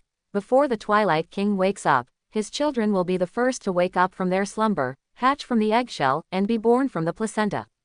These are the young gods. And the most loyal guard will offer the most delicious, sweet, and nutritious blood and heart to his master. How many young gods are there? Ron shook his head. I don't know, maybe dozens, hundreds, or even thousands. No one knows how many heirs the Twilight King has. What I know is, even in his deep sleep, the Twilight King who is about to wake up is still giving birth to offspring in a special way. Serafina's throat trembled slightly. What about the black beasts? How many are there? Have no idea. Ron still gave the same answer. I only know that the number of black beasts is dozens or hundreds of times that of the young gods. Currently, I only know of the existence of one black beast. Who is it? Where is it? Virgil asked immediately. Herman. Virgil and Serafina's eyes suddenly shrank. The Kingdom of Granville. Empire. The main church of the Church of Dawn Goddess. A middle-aged man wearing a white gold robe was walking quickly through the corridor. In his 40s, it is the time when he is strong and strong. His tall torso, handsome face, and golden eyes are shining like the sun. This is a very charming man, especially for those uncle-controlled girls. This man is endlessly charming. Apu Montgomery, Vice Pope of the Church of the Goddess of Dawn. But at this moment, this elegant and noble man frowned. Not long ago, he felt it. Eden, Simon, and Maddie all died. They were the bodyguards specially arranged by A.P. Montgomery for his only son Herman. He used special means to control the lives and deaths of the three of them, which was enough to ensure their loyalty. But not long ago, the threads tied by the three people to Apu were all broken. The only son Herman is in danger. This sudden situation did not seem to have any impact on Apu Montgomery. There was no trace of nervousness or worry on his face, and his steps were unhurried. He could even respond to the greetings of other clergymen with a gentle smile on his face. Where you're going, it's best not to leave headquarters. Just when Apu walked to the door of the church, a voice suddenly came from the side. There is a slight hoarseness in the laziness. The sound is neither clear nor pleasant, but it seems to be full of magnetism and has a different kind of charm. From the corner of his eye, he could see a tall figure to the side. She was a woman in her 30s, but time had not left many traces on her body. At first glance, she looked only in her 20s. Her mature charm and height and figure formed an unparalleled temptation. Her figure was plump, extremely plump. The chest of the saint's dress is about to burst. It is obviously a conservative and holy saint's dress, but when worn on this woman, it exudes seductive lust. The fabric sticks to the skin, revealing the uneven curves, fully displaying her beauty. The round and plump legs support her plump body. The plain long skirt covered her ankles, leaving only a pair of white and tender feet exposed. She didn't wear shoes or socks, just stepping on the cold floor. A pair of cold eyes did not look at A.P. Montgomery, but the Vice Pope felt the sight. His body stopped. His face was as indifferent as ever. He didn't pry into the woman's beauty. His eyes just dropped slightly. Something happened. Not counting the answers, Apu didn't seem to want to communicate too much with this woman, and walked straight out of the church. The woman did not stop her. She just looked up at the statue of the goddess of dawn in the church, with a giggle on her face. She was a little dirty. She took out a white silk scarf and gently wiped it on the statue. Get rid of those tiny dust. It is her job to clean the temple. Dana, you go to Larnaca. The woman seemed to be talking to herself, but a clear and cold response came from the shadow next to her. I will obey your orders, the great saint. This woman looks chaste, but yet gives people endless reveries and desires. The great saint of the Dawn Goddess Church. Christian. Archdeacon, wife of Apu Montgomery. But she is not Herman's mother. Herman. Although they were prepared in their hearts, Virgil and Serafina were still taken aback. What they cared about was never Herman himself, but the existence behind Herman. Ron, are you sure? Serafina exhaled, rubbed her eyebrows, and said. I always feel a little pain in my forehead. She was just the daughter of a marquis. Just a heroic female knight. She is really not qualified to be involved in a conflict of the level of the Vice Pope. Ron did not answer, but looked at Virgil next to him. Virgil's expression was also very solemn. He could feel that although he did not want to go against Vice Pope Apu, there seemed to be some kind of mysterious power behind him. Pushing him forward, he seemed to be bound deeper and deeper to Ron. Now we are basically on the pirate ship. Virgil scratched his hair in distress, then sighed, reached out and touched the storage ring, and soon there were some messy things on the table in front of him. Serafina took a look and frowned. What are these? What animal were these long and sharp claws plucked from? An inch long, curved fang like a hook. There were even some black scales with blood stains attached to them, and hairs that looked like steel needles. A little disgusting. Ron asked me to investigate Herman secretly before. Virgil replied. Because the matter is special. I don't know how many of the church clergy are die-hard loyalists of the Vice Pope, so I will take this matter personally. Go investigate. I found these inside Herman's house. Did he open a zoo at home? Serafina raised her beautiful eyebrows. Virgil shook his head, his face a little pale. I saw with my own eyes that Herman cut off his long nails, used pliers to pull out the fangs at the corners of his mouth, pulled out bunches of hair from his body, and uncovered there are black scales on Kai's body. I collected these while he was leaving. Virgil suddenly raised his head, his shrunken eyes trembling. God may not be human anymore.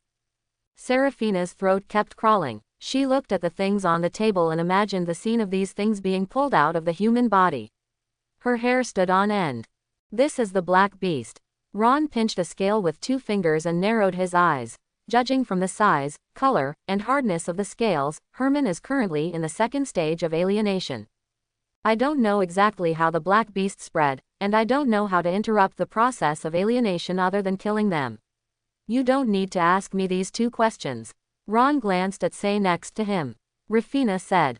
Serafina moved her lips and swallowed what she wanted to say.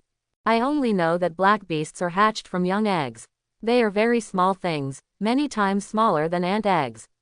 They will sneak into the human body silently, and then hatch and use human beings. It feeds on the essence and blood and grows rapidly. The process of alienation by the parasite is the process of growth of the black beast larva. This process will last from about half a month to a month. The strength of the parasitized person will increase rapidly during this period, and at the same time, the soul and will be gradually eroded.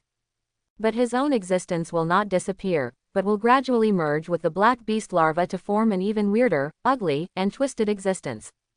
This process is divided into 5 stages. Starting from the 3rd stage, the black beast larvae have the ability to create infected people. Everyone who is scratched or bitten by the black beast larva in the 3rd stage or above will be infected by the mysterious virus carried by the black beast. In a very short period of time, they will lose all reason and become a crazy beast. Just like black beasts, they will also have long nails and sharp fangs. They are eager for fresh blood and meat, and will attack any normal life indiscriminately. In some ways, these infected people are like a group of zombies. But unlike zombies, their bodies will not rot, nor will they be as slow as zombies. They are as agile as animals, and their remaining wisdom allows them to accept simple orders. The most frightening thing is that these infected people also have the ability to spread the infection. Virgil and Serafina suddenly turned pale. Once this infection spreads, it won't take long for the entire city of Larnaca to become a paradise for the walking dead. Could it be that this is what Ron said, the destruction of Larnaca City? If I had known this, Ron should have been asked to kill Herman in the first place. The same thought came to Virgil and Serafina's minds almost instantly. It's a pity that Ron's next words easily overturned this conclusion. Of course, neither the black beast nor the infected are real threats. The real threat is the young god who is about to awaken. Then what are we going to do next? How on earth are we going to deal with this kind of thing? Serafina quickly regained her energy. First of all, we'd better use Herman to investigate the ways in which black beasts can parasitize and spread. If all goes well, we may be able to significantly reduce the appearance of black beasts. Ron looked at Virgil. Virgil understood and immediately said, according to the results of my investigation, on the night you entered the church, Herman left home and went to 2 places. You know, he was injured by you and had his fiancée taken away. He was extremely depressed. This kind of depression cannot be cured by healing techniques, so he went to a potion shop in the city and got some from an old man. The pharmacist bought a few bottles of love potion. Ahem, this potion can effectively relieve depression and relieve stress. Then he went to a prostitute in Praia City and conducted some import and export trade with the prostitutes there. Virgil spread his hands and quickly spoke about the information he had. I often hear about that brothel.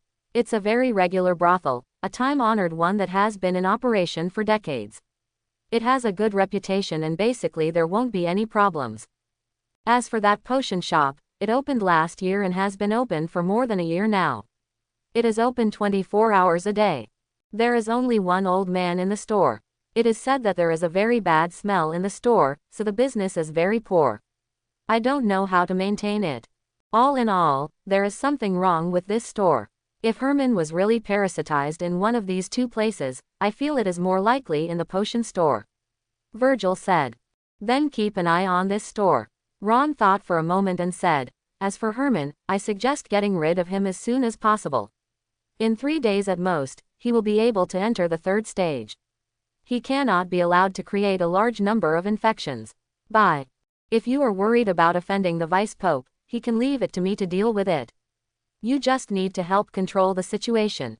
Ron said quietly. Count me in, Serafina said slowly. This woman made a decision simply. She could not put Larnaca City at any risk. Virgil grinned. He really didn't want to get involved in such a stupid thing, but even Serafina had expressed her stance. He couldn't be inferior to a woman, right? Although, this woman is stronger than him. Count me in too. Ron exhaled slowly, a trace of cruelty flashed in his eyes. Herman was different from ordinary black beasts. In the world line woven by the repairman, Herman was most likely the murder weapon used to kill him. So this time, no matter what, Herman must be killed. Without this murder weapon, what would the repairman do? Then, try to collect fire and light magic scrolls as much as possible. Both the Black Beast and the Young God have no obvious shortcomings, but flames and intense light can still cause stronger damage than other magics. While thinking about the experience of his previous life, Ron quickly assigned tasks. Serafina, the situation on your side is even more troublesome. Herman is definitely not the only Black Beast.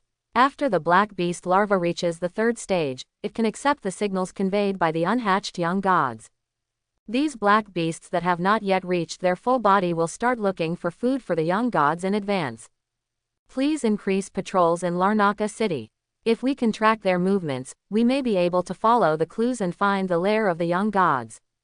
As long as the young god is eliminated, the world line controlled by the repairman will be completely chaotic. The crisis of his death may also be lifted. What kind of food? Serafina asked again with a serious look on her face. Heart. Serafina's eyes narrowed slightly. Then, what if I successfully find the lair of the young god? Just tell me. Ron's eyes dropped, and he said quietly, leave the rest of the matter to me, and you don't need to participate anymore. Serafina will die in front of the young god. The expressions of Virgil and Serafina all changed. They were very smart, and they already understood something from Ron's words. There was a brief silence in the entire scene. After a few seconds, Serafina broke the solemn atmosphere. Ron, tell me, in the future you see, what is my ending? Virgil also stared at Ron. Ron frowned slightly. Are you sure you want to know? Sure.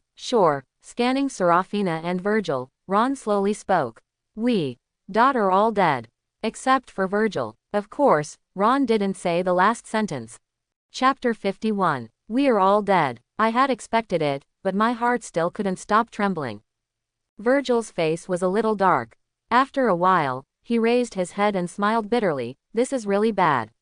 The more I believe you are a prophet, the more uncomfortable I feel. Can you tell me how I died? I'll see if I can escape. Actually, you are not dead. Ron blinked. He wanted to say this, but he put the words back in his stomach.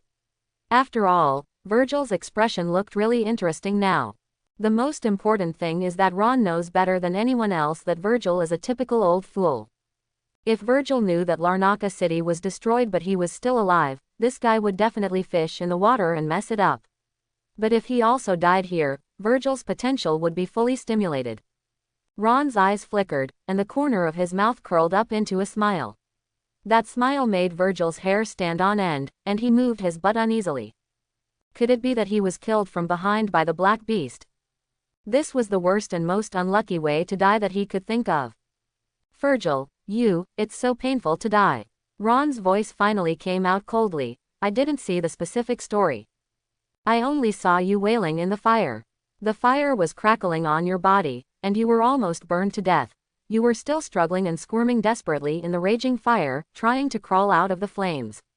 Unfortunately, you couldn't climb out of the raging fire in the end. You were burned into black ashes from head to toe. A gust of wind blew by, and the ashes were blown away. Quote. Virgil let out a heavy breath. Fortunately, he was burned to death, not stabbed to death by a black beast from behind. Virgil was a little lucky in his heart, but soon he couldn't feel lucky anymore. Being burned to death wouldn't be much better. Especially after listening to Ron's words, he seemed to have been burned for a long time. Thinking of this, he suddenly felt very bad. Without even saving his ashes, do you dare to arrange an even worse fate for him? Ron's expression didn't change. He really wasn't lying. Virgil was really burned to death and his ashes were spread by those people. He just slightly advanced the time when Virgil was burned to death, by just 20 years. Small mistakes are not important anymore. Serafina next to her looked strange and asked cautiously, what about me? How did I die? Miss Serafina, don't worry, you died very cleanly. You were stabbed through the chest by the tentacles of the young god, not as tragic as Virgil's death. And even if you die, you still use the sword in your hand to support your body and not fall down. Before you die, you also save the last survivors of Larnaca City. All in all, you died a great and glorious death. Grass. Virgil's curse came from the side. Why? It's the same death. He was burned alive and his ashes were raised.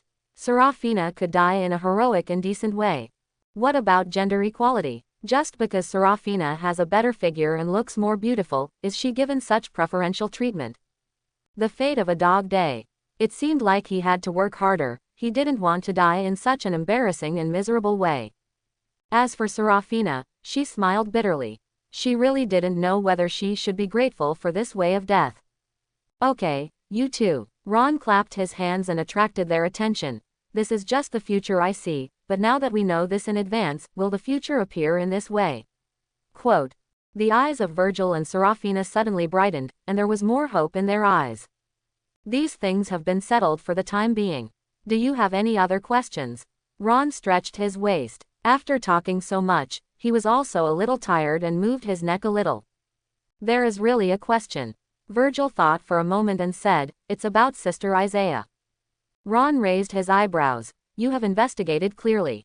Virgil nodded with a gloomy face. Yes, Brother Ron, just like you said, Isaiah is a double agent of the Spang theocracy in the Heart of Nature Church. She has only one mission, and that is to lurk by my side. She doesn't even need to provide any information to the Spang theocracy in the Heart of Nature. She just needs to be a nun in peace and gain my trust. She will not activate it until the Spang theocracy in the Heart of Nature confirm that the time has come. Quote. So, you didn't kill her? Ron felt a little funny. No, not yet. Virgil's eyes were a little scattered and erratic. It's not that I can't bear it, it's just, you know, I am a proud man. I have been fooled by this woman for so long. It would be too easy for her to simply kill her. So, my dear brother, can you help me find a way to give her the punishment she deserves? Ron smiled. That smile made Virgil's face flush, and that see-through look made him feel irritable and a little sullen. Forget it if you don't want to help. Virgil muttered unhappily. He even stood up and said, I'm leaving first. Are you sure you don't want to listen? Snapped. After just getting up, he sat back on the chair. He was sinister and cunning, and his hands in the future, no, it was the blood pope whose whole body was soaked in blood. He was acting particularly well behaved now, and even had a flattering smile on his face. I knew, good brother, you must have a way. Ron shook his head helplessly. Virgil is really a complicated guy. He can mercilessly slaughter the entire city's opponents with bloody hands. He can kill the Eternal Freedom Sect, and the Hidden Tower is filled with blood. He can kill so much that even the followers of the Lord of Blood and Destruction tremble when they mention Virgil's name. But only towards Isaiah, he showed a completely different attitude. Even when he was sent to the stake, Virgil never criticized or cursed Isaiah. After clearing his throat, under Virgil's expectant gaze, Ron slowly spoke. First, we must figure out one thing. What existence does Isaiah care about most? Spang theocracy, Heart of Nature Church, Virgil replied subconsciously. Ron shook his head. No, it's a man. Aha. Virgil's face immediately turned green. I'm talking about her brother, don't think too much about it. Virgil felt a little itchy at the base of his teeth, and he wanted to bite off a piece of meat directly from Ron. Oh, goddess, if he didn't want to hear what was coming next from Ron's mouth, he would definitely kick this fool ass with his boot. Isaiah is an orphan. He has been dependent on his younger brother since he was a child. Isaiah lurked in Granville in exchange for his younger brother receiving preferential treatment from the Spang theocracy and the Heart of Nature Church, ensuring that his younger brother can receive advanced education. When he becomes an adult, he can serve in the kingdom's civil service. It's just that Isaiah doesn't know that the intelligence agencies of Spang theocracy and Heart of Nature also said the same thing to her brother. Shameless. Even though Virgil and Serafina were used to all kinds of shameless operations in the church and government, they were still shocked by the despicable methods of Spang theocracy and Heart of Nature. Perhaps it was just out of sheer bad taste that the intelligence agencies of Spang theocracy and Heart of Nature placed her younger brother in the Marquis of York's mansion.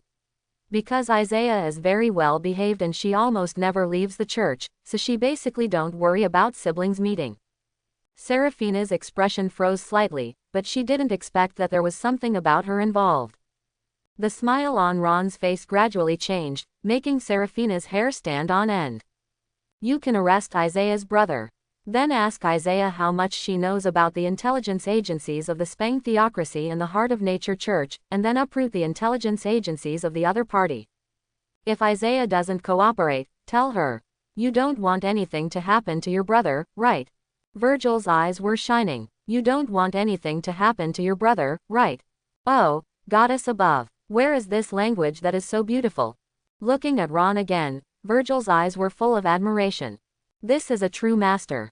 Every word he speaks is like a motto, inspiring people. Ron's face also looked a little strange, and he always felt as if he was carrying out some kind of inheritance. He coughed softly. Ahem, believe me, Virgil, as long as you say these words to Sister Isaiah, no matter what request you make to Sister Isaiah, she will never refuse. Of course, that's not enough. You can also find Isaiah's brother and tell him the same thing. You don't want anything to happen to your sister, right? As long as you use such a combination of punches, not to mention uprooting the intelligence system of the Spang theocracy, it is not impossible to even instigate Isaiah and her brother to rebel. By then, the two of them might still be able to be the most useful chess piece in your hand. Virgil breathed out a sigh of relief. Having such a good brother was definitely the greatest luck in his life. Next to her, Seraphina's eyes widened, her mouth slightly opened, her face full of astonishment. Especially when looking at Ron, there was an indescribable meaning, as if it was the first day I met this person. Well, it was indeed the first day we met. However, in the short time they got together, Ron had already left a pretty good impression on Seraphina. This is an elegant gentleman. Seraphina has always thought so. But now, Seraphina had serious doubts about her judgment. Although, from the perspective of being the captain of the law enforcement team, the method provided by Ron is undoubtedly the best solution. But, from a woman's perspective, this is really shameless.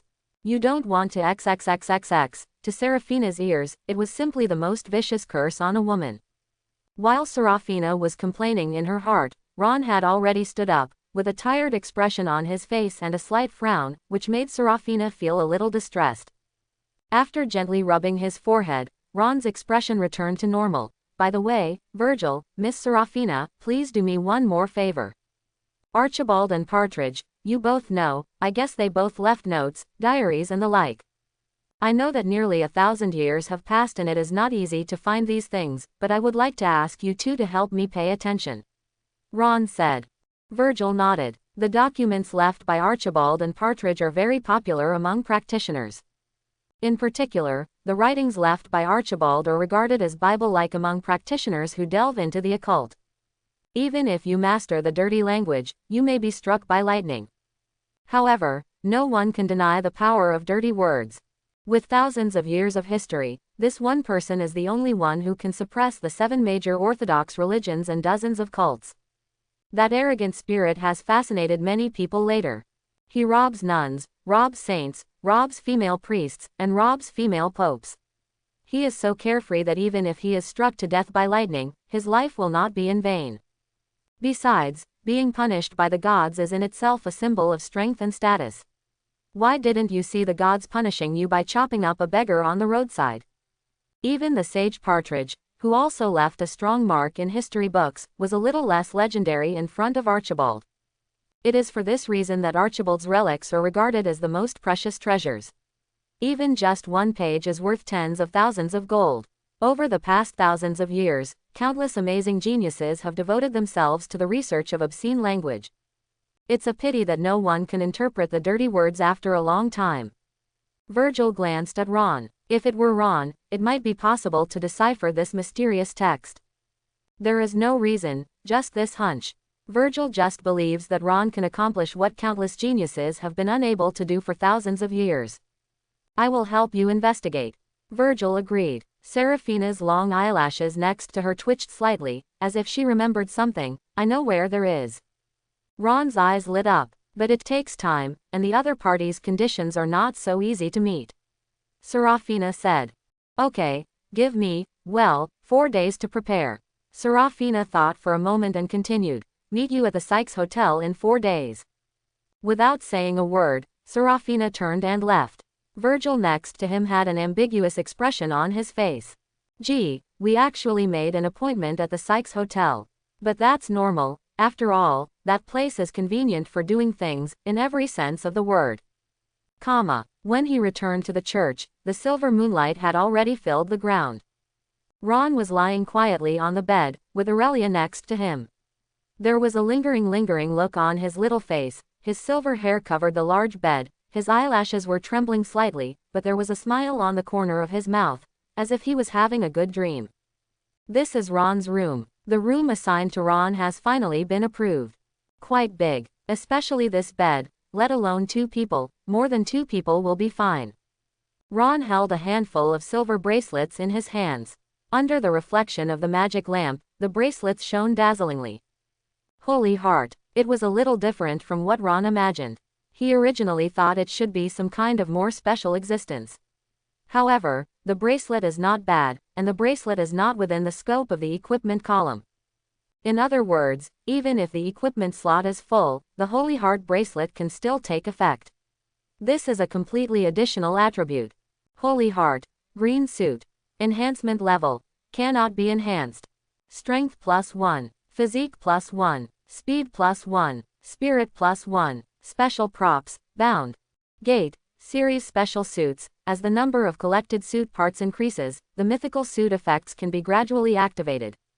In imagination, after obtaining the Holy Heart, one's strength would skyrocket, and one could not say that one was invincible, but one could at least become a small master.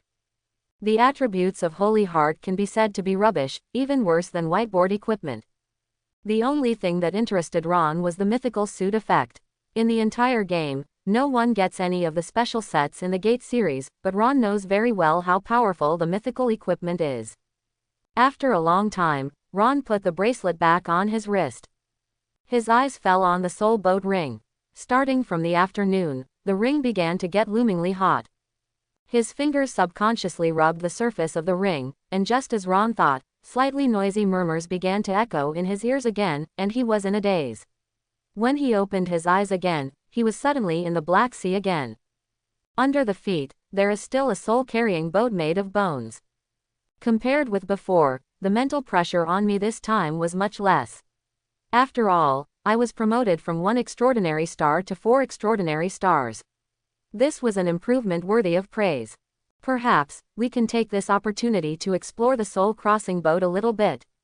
Ron thought so. Ron, you're here. At this moment, a soft voice suddenly penetrated Ron's ears. Ron, you're here. A soft voice penetrated Ron's ears. Well, here we come. Ron responded subconsciously. But, in the next moment, Ron suddenly woke up, and his eyes suddenly widened. It was obvious that Ron was just a pure soul body on the soul-crossing boat, but at this moment, Ron could clearly feel a cold air rushing up to his forehead along the soles of his feet.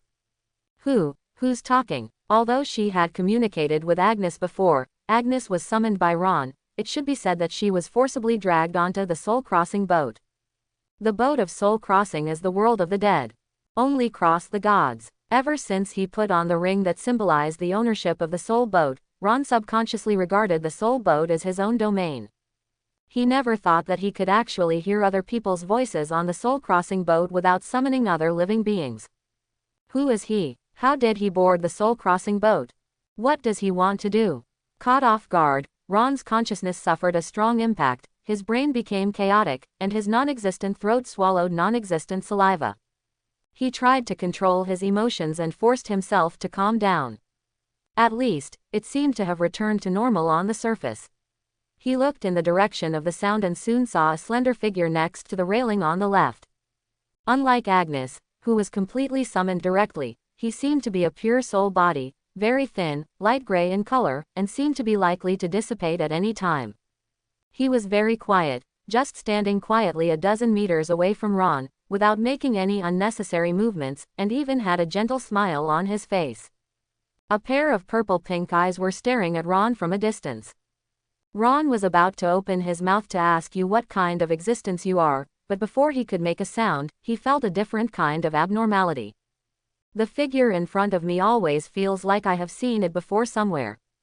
Ron couldn't even tell his gender. He was like the most beautiful woman and the most handsome man in the world rolled into one. Half male and half female, both male and female. The elegance and beauty of women and the bravery and handsomeness of men are perfectly integrated in him, but they are completely different from each other. This weird state should be very twisted, but Ron didn't feel this way at all, as if his existence should be like this. Ron didn't know how to describe his appearance, but Ron knew that his charm was like a terrifying whirlpool that neither men nor women could escape. Suddenly, an idea appeared in Ron's mind. And this idea made his hair stand on end. Ron finally remembered where this inexplicable sense of familiarity came from, the statue of the god of eternal freedom in the Eternal Freedom sect. The same is true, both male and female, half male and half female.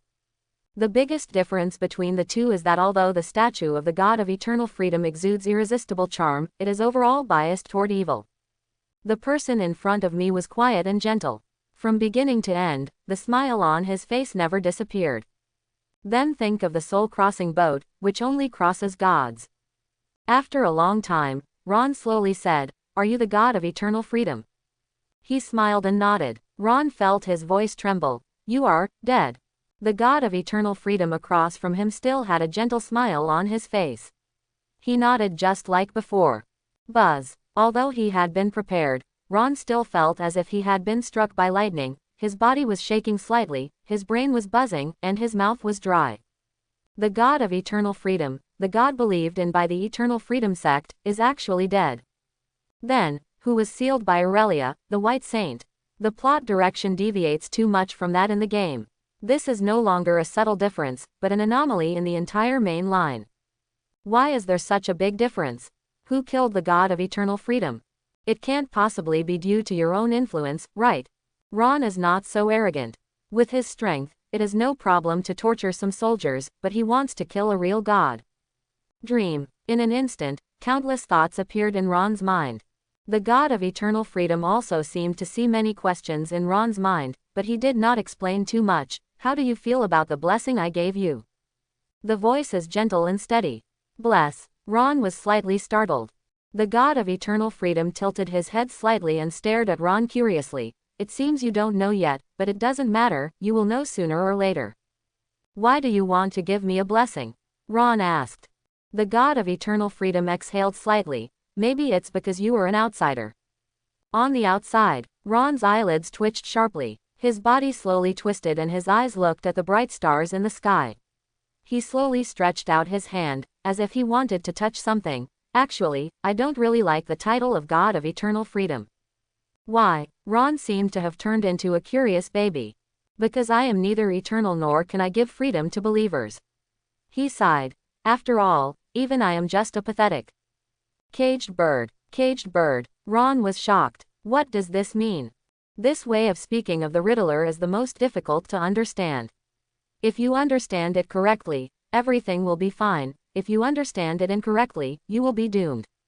While thinking quickly, Ron tried to see something from the other person's face, but unfortunately, this mysterious existence maintained a slight and peaceful smile on his face from beginning to end.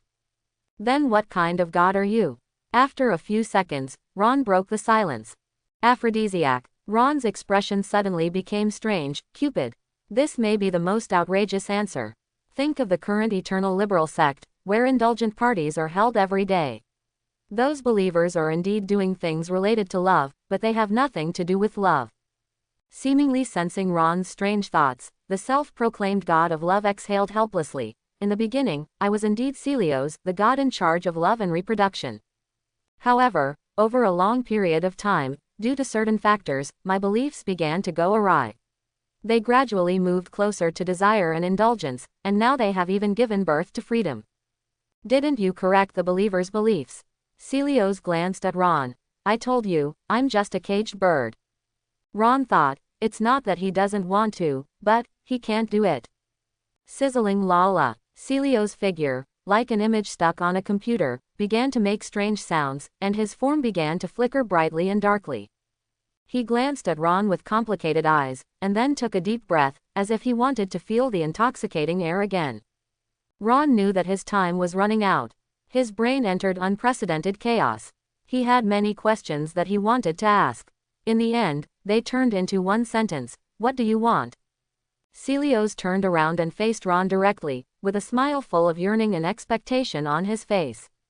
He narrowed his charming eyes, opened his arms, as if hugging something, and looked up at the sky above his head.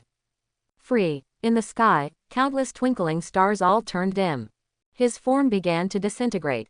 It turned into delicate light spots, like countless fireflies, rushing towards the starry sky above with their faint light. They drew arcs in the sky, and finally gathered in the sky, turning into a purple-pink star, shining with hazy light. Ron was shocked by what he saw in front of him, and he couldn't calm down for a long time. A bone-chilling chill made Ron's soul tremble. After Celios completely fell, he turned into a star. Looking above his head, there are stars all over the sky. In this twilight continent, how many gods have fallen over the past thousands of years? I don't know how much time passed before Ron finally calmed down from this indescribable shock. Fortunately, Ron's strength has improved now, and his mental strength is at least several times what it was before. Otherwise, he would have been unable to hold on long ago. Ron panted. His pure soul body shouldn't feel too tired, but Ron felt like he couldn't even stand. He sat quietly on the bow, recalling the brief exchange with Celios. It was obvious that Celios was waiting for him here on purpose, otherwise he would have turned into a star long ago. He seemed to want to tell him something, but due to certain restrictions he could not explain it clearly, so he could only let Ron do it on his own through the riddler.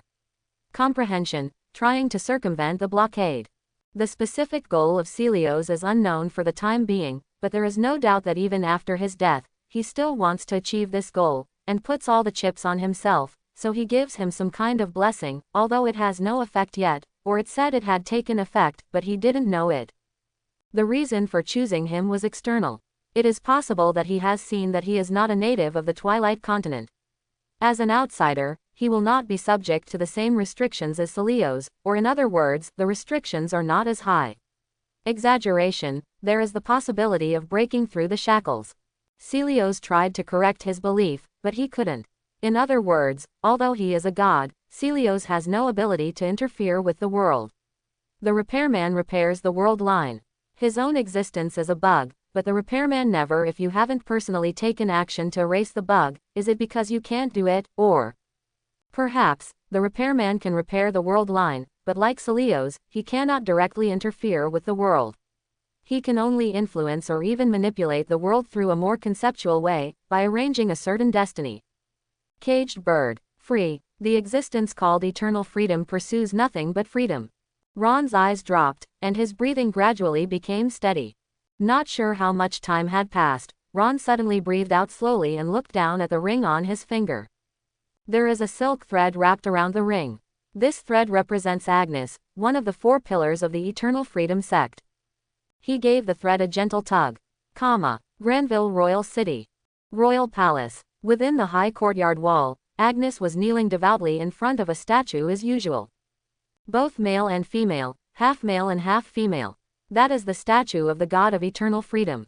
Agnes has a beautiful and plump figure, her soft body is wrapped in a plain white dress, and her beautiful and impeccable face is less haggard and more lively than before. Although she still worships the god of eternal freedom, Agnes always feels that her belief in the god of eternal freedom is not as strong as before. It is not difficult for Agnes to leave the Eternal Freedom sect. After all, although she is a member of the 4 pillars of God, she is basically a member in name only. No matter what she did, the other 3 divine envoys would not say anything. After all, they did not want to create a powerful enemy out of thin air. However, Agnes is still within the sect because she has something that she must obtain from the Eternal Freedom sect. Ron's notes. Agnes has completed the task assigned by the mysterious captain. Speaking of which, will she become a believer in the god of eternal freedom, or will she be influenced by a princess in the palace? And her contact with the outside world is almost all through secret arts. Soon, a wry smile appeared on that fair and beautiful face. While praying to the god of eternal freedom, he actually got distracted. This was something that was absolutely impossible to happen before. May the great God of eternal liberty not blame her for this. With this kind of mentality, it is obviously impossible to continue praying. Agnes straightened up. Her slim-fitting long skirt highlighted the round outline of her legs, and the curves between her chest, waist, hips and legs were graceful. Sitting at the table, his fingers were rubbing an unsigned notebook. Just as the Supreme Captain said, Ron's notes are really in the hands of the Eternal Freedom sect. Although Agnes is one of the 4 pillars of God, she does not participate in the management of the sect. She has a high status in name but no real power in reality. Such an existence is naturally what the other 3 gods are most happy to see. No one will refuse Agnes's small request and push Agnes to be the opposite of themselves. So when Agnes made the request, Ron's notes quickly appeared in front of her. Of course, the Eternal Freedom sect must also have a copy. Agnes had never heard of Ron's name, and after some inquiring, she found out that Ron was an ancient writing scholar who was kidnapped by the Eternal Freedom sect and forcibly joined the sect. Agnes also briefly read through Ron's notes, which indeed contained a lot of difficult-to-understand words. Agnes is very powerful, but it is obvious that her learning ability is not very good. After just turning 2 pages, the dense text inside gave Agnes a headache. What puzzled her the most was that although Ron was a pretty good scholar of ancient writing, he was nothing more than that. There were a lot of scholars in Twilight Continent who were better than Ron. How much value could his notes have? However, Mr. Captain must have a reason for doing this, and it is not something that he can just guess at will. Speaking of which, it has been many days since Mr. Captain called me again. It's a bit lonely. Of course, if possible, I still hope that Mr. Captain can change the summoning method slightly. After all, just when Agnes had this idea in her mind, twisting threads suddenly appeared in front of her. It went around the chest, thighs, and waist, forming a shape like a tortoise shell, which made Agnes inexplicably ashamed. After a brief blur of consciousness, Agnes's vision returned to normal. Seeing the familiar bone deck and the surrounding dark ocean, Agnes smiled a little, but quickly stopped. In front of the great captain, you cannot show such a frivolous expression. A pair of aquamarine-like eyes with a bit of playfulness looked around for a while and found the captain on the bow of the ship. Unlike the tall figure who was standing before, this time Mr. Captain was sitting there quietly. Shrouded in fog, Agnes couldn't see the captain's face and expression, but, inexplicably, she could feel a sense of loneliness and sadness. This made Agnes's heart skip a beat. The elegant neck squirmed slightly, and Agnes was about to speak. At this moment, the captain's low and steady voice slowly floated over, "Agnes." "Mr. Captain." Agnes responded in a low voice. She could not see the appearance of Mr. Captain clearly, but she could feel his movements. He seemed to be staring at the sky. "Look over there, that purple star." The captain's faint voice floated in her ears. Agnes followed the captain's guidance and looked above her head. Soon, she saw the twinkling star. She didn't understand. What was the meaning of Mr. Captain letting herself look at this star? "That's Celios, the god you believe in." Buzz. Agnes' plump body suddenly swayed slightly, and her little face, which was originally slightly rosy, instantly turned pale. "The god she believes in. The god of eternal freedom, his name is Celios." In an instant, Agnes felt her throat was extremely dry. "Lord Celios, he. Just now, he died." Another thunder burst. Her mind was pale and buzzing. Agnes completely lost all thinking ability at this time and had no idea how she should react. "Let's worship him." Ron turned to look at Agnes. "A generation of gods has fallen, and there is not even a single worshipper. After all, it is a little too lonely." Ron didn't understand why he did this, but the death of Celios made him inexplicably sad. Agnes was confused. Biting her lower lip with her white teeth, facing the purple stars in the sky, she slowly bent down and closed her eyes slightly. In the rituals of the Eternal Free Sect, there is no sacrificial prayer for the death of a god, rather, there is none in every church. After all, in the propaganda of every church, the gods they believe in are eternal, omniscient and omnipotent existences. At this moment, Agnes didn't know what kind of prayers to say. She could only pray in her heart, hoping that Sir Celios' soul could rest in peace. As if feeling the worship of the believers, the purple stars in the sky became a little brighter. The fall of a generation of gods ended in this shabby sacrifice. Agnes's mind was still in chaos. She didn't expect to be summoned by Mr. Captain again and hear the bad news about the death of the god she believed in. God is a very distant existence to Agnes. In addition, Agnes is only in name. When it comes to loyalty, there is not much. It's just that the impact of this incident is too great. In a short time, Agnes can't even react. But, surprisingly, Agnes did not doubt Mr. Captain's words at all. In Agnes's eyes, the Supreme Captain, Mr. Captain, is completely normal no matter what he goes through. As expected of Mr. Captain, the people he usually associates with are probably gods, right? Such a being could actually look at her in a different light, which gave Agnes a strange sense of pride. Mr. Captain seemed to have returned to normal, and his body finally stood up. Agnes subconsciously tensed her body, preparing to listen to Mr. Captain's orders. Did you find Ron's notes that I asked you to look for? Of course, Mr. Captain, your guess is correct. Ron's notes are indeed in the Eternal Freedom sect. Agnes replied softly. Following your will, I have obtained his notes. A thought quickly flashed through Agnes's mind. Lord Celios has fallen, and the gods worshipped by the Eternal Freedom sect no longer exist. Does the Eternal Freedom sect still have a meaning to exist? Do you want to inform the other 3 divine messengers of this news?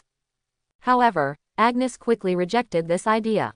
Even if she informed the other 3 gods that Lord Celios had fallen, it would be meaningless. For these 3 ambitious people, they would not give up the power they currently have, and status. If we say that they were afraid of Sorcerios before, they might be a little scrupulous about their actions, but once they know that Lord Celios has fallen, they may become even more serious. Of course, this has nothing to do with me. Now that Sorcelios no longer exists, it's time for her to change her belief in another god. The captain in front of her seems to be pretty good. While thinking randomly in her heart, Agnes took out a thick notebook from her arms. Ron flicked his finger, and a wisp of thick gray-black fog wrapped around the note like a tentacle, taking the note away from Agnes's hand. Turning over a page at random, the familiar handwriting made Ron confirm that this was exactly what the original owner of this body had left behind. The originally slightly depressed mood finally relaxed a little, and Ron glanced at the contents recorded on this page. The next moment, Ron's hand shook, and the note almost fell to the ground. Fortunately, there was thick fog covering the surroundings, and Agnes did not peek at Ron's sudden change in expression. In Agnes's eyes, there was only the slowly rolling gray mist, and there was nothing unusual about the captain. Come to think of it, this was just an ordinary human's note after all. How could it cause the Supreme Captain to have emotional fluctuations? Ron took a long breath, slowly calmed down, and rubbed the slightly rough paper of his notebook with his fingertips. Each text came into Ron's eyes again. He actually said that I will be replaced by another person. God knows, when Ron saw this string of words, what a strong impact he suffered deep in his heart. It was all due to his tenacity that he finally managed not to scream. He quietly glanced at Agnes, who was more than 10 meters away. Fortunately, Agnes didn't notice anything unusual about him. I think she should be very tall, mysterious, and steady in Agnes's mind. If such a being has huge mood swings because of the notes of an ordinary anthropologist, it will definitely damage her image. After 2 seconds, Ron let out a breath and then locked his eyes on the notebook again. Start reading from the beginning of the notebook. The notebook is very thick, about twice as thick as a gold coin standing upright. Even if the paper is rough, the number of pages is staggering. It is said to be a notebook, but in fact it is more like a combination of notes and diary. The above begins with Ron still in the Spang theocracy and the Copperfield family, and records a large number of daily life and research results in daily life. According to records, in the Copperfield family, Ron also has 3 older sisters, 2 younger sisters, and 3 younger brothers. Although Ron is the eldest son of the family, he is not taken seriously. The power struggle within the family makes the original Ron N was very bored, so she ran away from home. Perhaps because there are enough heirs in the family, the Copperfield family doesn't really care about a less outstanding heir running away. Ron simply glanced at these contents, flicking his fingers quickly, page after page, looking for content that really interested him. This is quite a long time. Agnes just stayed there quietly, waiting. I don't know how much time passed, but when more than half of the thick notebook in his hand had been turned over, Ron's movements suddenly stopped. I'm really unlucky today. I met an old madman. Out of good intentions, I gave my breakfast to this old man, but this guy suddenly went crazy. He grabbed my wrist and talked nonsense in his mouth. Oh, listen, what is this guy talking about? He's saying I'm going to be replaced by someone else. What do you mean by this? Could it be that my position in the ancient writing research community will be replaced by other better people? If this is the case, that would be a good thing, although I don't think I have any influence in the ancient writing research circle. The status is worth mentioning. I'm just a rookie, and there are countless seniors above me who are better than me. No, you are wrong. This weird old man stared at me with his bloodshot eyes wide open, repeating these words nervously. As a scholar of ancient writing, I often go to places like ancient ruins. I have seen all kinds of dangerous mechanisms, I am used to pale bones, and I can also be calm about all kinds of mysterious and cruel sacrificial rituals. I thought I'm brave enough, but the old man's eyes still make my hair stand on end. No, you are wrong. His voice is like a ghost, floating in my ears. What is being replaced is not your position. It's your existence itself. For a moment, I couldn't understand what it meant. I wanted to ask the old man what the hell he was talking about, but the old man dropped a word, stuffed a tattered slate into my arms, and disappeared in front of me. Ron's throat moved slightly. The Black Sea has a constant temperature. The temperature of around 20 degrees was very suitable for human survival, but Ron felt cold all over. A long time ago, someone told Ron, the original owner of this body, that his existence would be replaced by someone else. Prophet. Unlike him, the bumbling stickman, that mysterious old man is the real prophet. When he met the original owner of the body, he had already seen his future. Ron's throat kept moving, even though there was no trace of saliva. Who on earth is this old man? After a brief pause, Ron digested some of the shock in his heart and continued to read. The original owner of the body obviously turned a deaf ear to what the crazy old man said and didn't take it seriously at all. Instead, it was the stone slab the old man gave him that aroused his curiosity. Ron's eyes narrowed into slits. It was because he touched this stone slab that he inexplicably entered the soul-crossing boat. There are a large number of mysterious ancient texts recorded on the stone tablets. For a scholar of ancient texts like the original owner of the body, this has a temptation that is even more exaggerated than that of the most beautiful woman. He has no way to resist it. After that, the style of painting in the notebook changed suddenly. On the paper, the records about the original Ron's daily life gradually decreased, and more were the research on the slate. Every time a word was researched, the original Ron was ecstatic. This is really a pure scholar. If he hadn't been kidnapped by the Eternal Freedom sect because of his talent and knowledge, he might actually become a scholar who would go down in history in the future. This stone slab, I don't know its name, but it looks like it was taken from a certain stone tablet. According to my estimation, this stone slab only occupies a very small part of the stone tablet at most, and there are at least 10 other pieces, and even more slates. Oh, goddess of nature, it would be great if we could get the whole steel together. How about I give this steel a name? How about the chaos steel? It feels good. What's going on lately? I always hear some strange noises in my ears, as if someone is always talking in my ears, but if I listen carefully, I can't hear anything. Maybe it's because I've been working so hard during this period of time that I'm too tired. I need to rest. Those rubbish from the Eternal Freedom sect actually want me to join the Eternal Freedom sect and translate those ancient classics full of obscenity for them. Haha, dreaming. As a believer of the goddess of nature, I will never succumb to these people. Rubbish. Okay, actually, it's not impossible to translate a little bit. After all, the knife is placed on my neck. Ha, why can I hear those voices even in my dream? Who is talking in my ear? There are more and more sounds, and it's getting more and more noisy. At first it seemed like there was only one person, but now it seems like there are people all around me. What happened to me? God, I'm going crazy. The records behind the notes gradually began to become crazy. Ron understood that the original owner of the body had begun to be contaminated in some way. Ron couldn't help but squirm his throat. When he first touched the stone slab, he also heard some strange murmurs.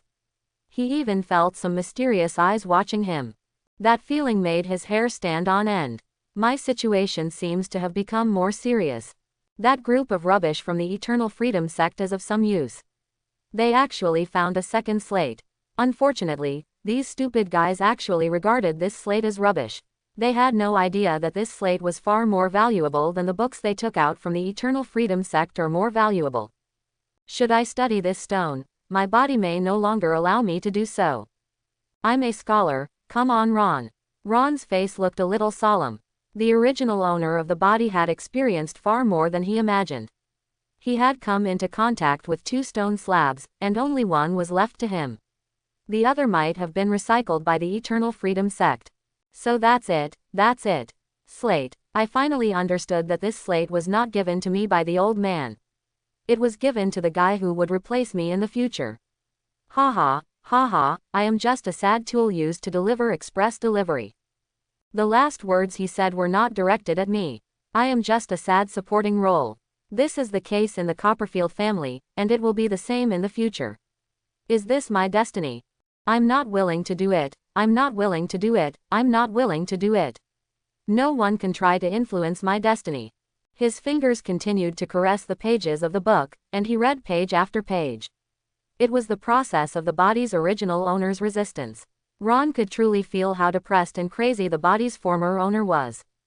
The date of the note was suddenly interrupted for a while. Ron couldn't tell what the original owner of the body had experienced during this period, but just when he was about to turn to the end of the notebook, the style of the painting suddenly changed. Actually, there doesn't seem to be anything wrong with being replaced. At least I don't have to bear those costs myself. Whoever replaces me in the future, I wish you good luck, sincerely. Also, let me tell you what the old man said before he left, be careful. Partridge. Careful about Partridge. Ron's eyes suddenly shrank. Why did the former owner of the body suddenly mention this name? Partridge replaced Archibald, invented ancient writing, and was revered as a sage. Ron could confirm that Partridge was the product of the repairman's effort to wrap up the world line. Given Ron's position, it was only natural to be careful with the repairman's creation. However, Sage Partridge existed thousands of years ago. Could it be said that he is still alive? It is not impossible for Ron to understand that some powerful old monsters have survived for hundreds or thousands of years, but it is clearly recorded in the history books that Partridge has died long ago, with a lifespan of 193 years. It is even said that Partridge Trichy also held an unusually solemn funeral. According to historical records, 5 kings and 7 popes personally carried Partridge's coffin. Thousands of masters and countless well-known scholars attended the funeral. Could it be that Partridge just faked his death and is actually still alive? But it is self-evident how difficult it is to fake death in front of so many masters. Why did that mysterious old man tell him this through the original owner of his body? How far into the future did that guy see? For a moment, Ron felt an inexplicable fear. This mysterious old man, on the boat of Soul Crossing, the soul of Celios is waiting for him. The mysterious sight you feel when you touch the chaos slate. In the Church of the Dawn Goddess, the Goddess of Dawn is watching and entangling. This gave him a terrifying feeling of being completely seen through. Ron didn't like this feeling. What surprised Ron even more was what the original owner of the body had experienced, or rather, knew something. How could he actually let go of his unwillingness, his fight against fate, and calmly accept the outcome of being replaced? From these words, Ron could even feel lucky. An indescribable feeling of fear, like countless furry bugs and cockroaches crawling behind my neck and inside my clothes. Ron continued to flip through his notes silently, and the records behind him became increasingly confusing. It was obvious that the original owner of the body had been eroded more and more deeply. He almost couldn't bear it anymore, and the records in his notebook were filled up crazily. Occasionally, he could even see scarlet color on the paper. Unconsciously, Ron turned the note to the end, and the handwriting on the last page suddenly became normal. I don't know who will replace me and become the owner of this body. I bless you. There is only darkness in front of me, I can't see hope. I'm not that strong of a person, maybe you can, who knows? Perhaps you, like me, are just miserable toys.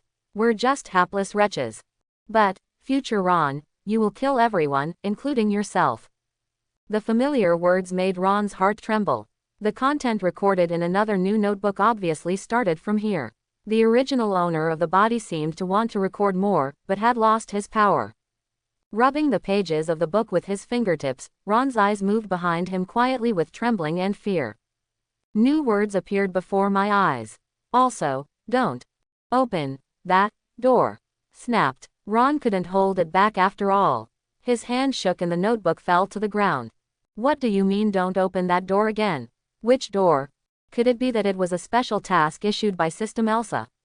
Which door was opened after completing all the strategy tasks? Why do you say don't open it again? Again, in an instant, countless questions appeared in Ron's mind. Even with Ron's temperament, he couldn't calm down at this time. There was a storm in his mind. He never thought that the notes of the original owner of the body would have such a big impact. Could it be said that the original owner of the body had once entered that door? Otherwise, why would you use the word, Zai? He also has a system like him. It's impossible, at least, the original owner of the body has not completed the 13 strategy missions. Maybe, there is more than one way to open that door. Could it be related to the Chaos Slate? Maybe it's not the same door. Are there other doors that exist? But why is there no memory of the original owner of the body opening or even entering that door in his mind? Even though the memory he inherited was incomplete, there wasn't even a trace of it left, as if it had been forcibly emptied by some mysterious force. What did the original owner of the body see behind the door? What did you hear? What do you know? Was it because Ron had entered that door that he was filled with despair about the future and was grateful that his existence was replaced by others? What kind of scene is that can actually crush a person's will to such an extent? Which one should he believe in, the last words of the original owner of the system and the body?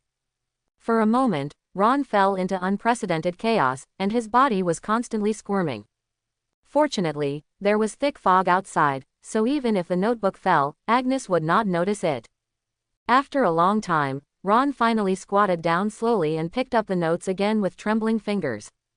He took a deep breath, looked at Agnes, who was more than 10 meters away, and tried hard to adjust his throat so that his voice would not tremble. Soon, a deep voice slowly spread on the soul-crossing boat. Agnes, see, you did a good job. He is just a 4-star extraordinary person. What is extraordinary means that he is a little stronger than ordinary mortals. Who is Agnes? One of the 4 pillars of the Eternal Freedom Sect. He is at the top of the pyramid of the entire Granville Kingdom. He is so powerful that he can even leave a legendary existence. It feels a bit weird for him, a 4-star extraordinary person, to praise a legendary master with the tone of a superior, an elder. Although he felt a little weird in his heart, it did not affect Ron's performance. But Agnes was a little happy. She giggled a little, her face turned red. The originally tense body seemed to relax a little. Ron's voice, not only without the slightest embarrassment, even became more ethereal, full of mystery, and the tone was just right. Agnes, I'll give you another task. I obey Mr. Captain's orders. Agnes replied obediently. Protect someone. Who? Ron. Agnes was slightly stunned. She didn't expect Mr. Captain to actually let her protect the ancient glyph scholar named Ron. To be honest, Agnes had no interest in protecting a strange man. She preferred to water the flowers in the small room and wait for the captain's call.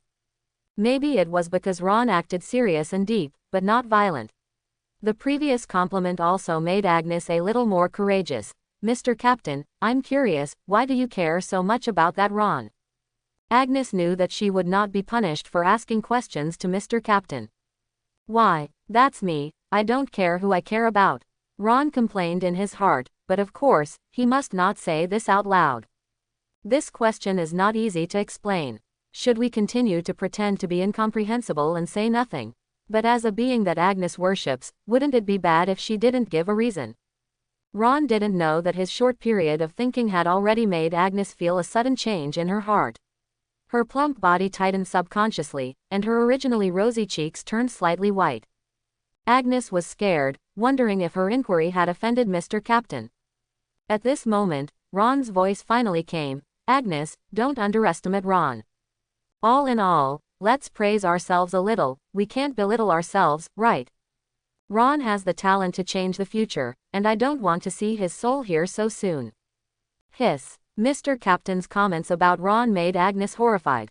Women are the best at making up their minds. Ron could not have imagined that he praised himself a little, which set off a storm in Agnes's mind. Have the talent to change the future. Over the past thousands of years, how many people have received this kind of evaluation? Archibald the Blasphemer. Sage Partridge. The most important thing is the last half of the sentence. Don't you want to see Ron's soul here so soon? Doesn't that mean that Ron is qualified to board this ship? The last being whose soul appeared here was the god of eternal freedom, Celios. Agnes felt goosebumps all over her body. Could it be that in the eyes of the mysterious and supreme captain, Ron, a scholar of ancient writing, was qualified and had the potential to become a god? Isn't this too exaggerated? Agnes was deeply shocked and could not recover for a long time. On the other side, Agnes' little face bulged slightly as Mr. Captain valued Ron so much, and she felt a little unhappy. She was obviously summoned by Mr. Captain earlier than Ron, and she was the one who worked for Mr. Captain, that person. Ron was a little blushing in the gray mist. He praised himself, which was a bit embarrassing. Fortunately, the gray mist covered it and Agnes couldn't see his face. After a short pause, Ron continued, Agnes, remember my words, Ron is crucial to whether your fate can be changed, your fates have long been intertwined. He lowered his head and glanced at the thread of fate wrapped around his finger, which represented Agnes. This was the truth. Agnes had a sense of absurdity. She and Ron have never met, and even now she doesn't know what Ron looks like. How come their fates are so entangled? Entangled. These two words always feel a bit ambiguous. It was as if Ron was her husband, but King Holt was not. However, no matter what, the mysterious Mr. Captain paid so much attention to Ron, which also made Agnes a little curious about this man who was entangled with her destiny. Mr. Captain's voice came from the front again. Ron recently planned to kill Herman. Who? Agnes tilted her head. Herman, do not know. The only son of Apollon Montgomery. Agnes nodded. She didn't know who Herman was, but she had heard of Apu's name. He actually tried to kill the only son of the powerful vice-pope of the Church of the Dawn Goddess, which was quite courageous. Ron also took great pains to kill Herman. He knew this wasn't his fight with Herman, this was his fight with the mechanic.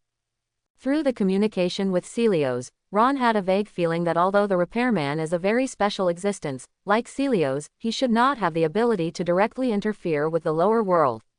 He can only use deliberate design to, the most accurate calculation, using a variety of different chess pieces to make the direction of the world line completely match his vision. What Ron did was to continuously add variables other than calculations to this calculation. In Ron's calculations, if he wanted to kill Herman, the strongest obstacle he might encounter was Herman's father, Vice-Pope Apu. He lacks a master who can directly confront Apu. In fact, Christian, the great saint of the Dawn Goddess Church, is the most suitable. As Apu's wife, she must not like Herman, who is an illegitimate son, but he has not interacted with the great saint now. The most important thing is that Ron doesn't really want to get in touch with the great saint. After all, her personality is really twisted. In the game, Goddess.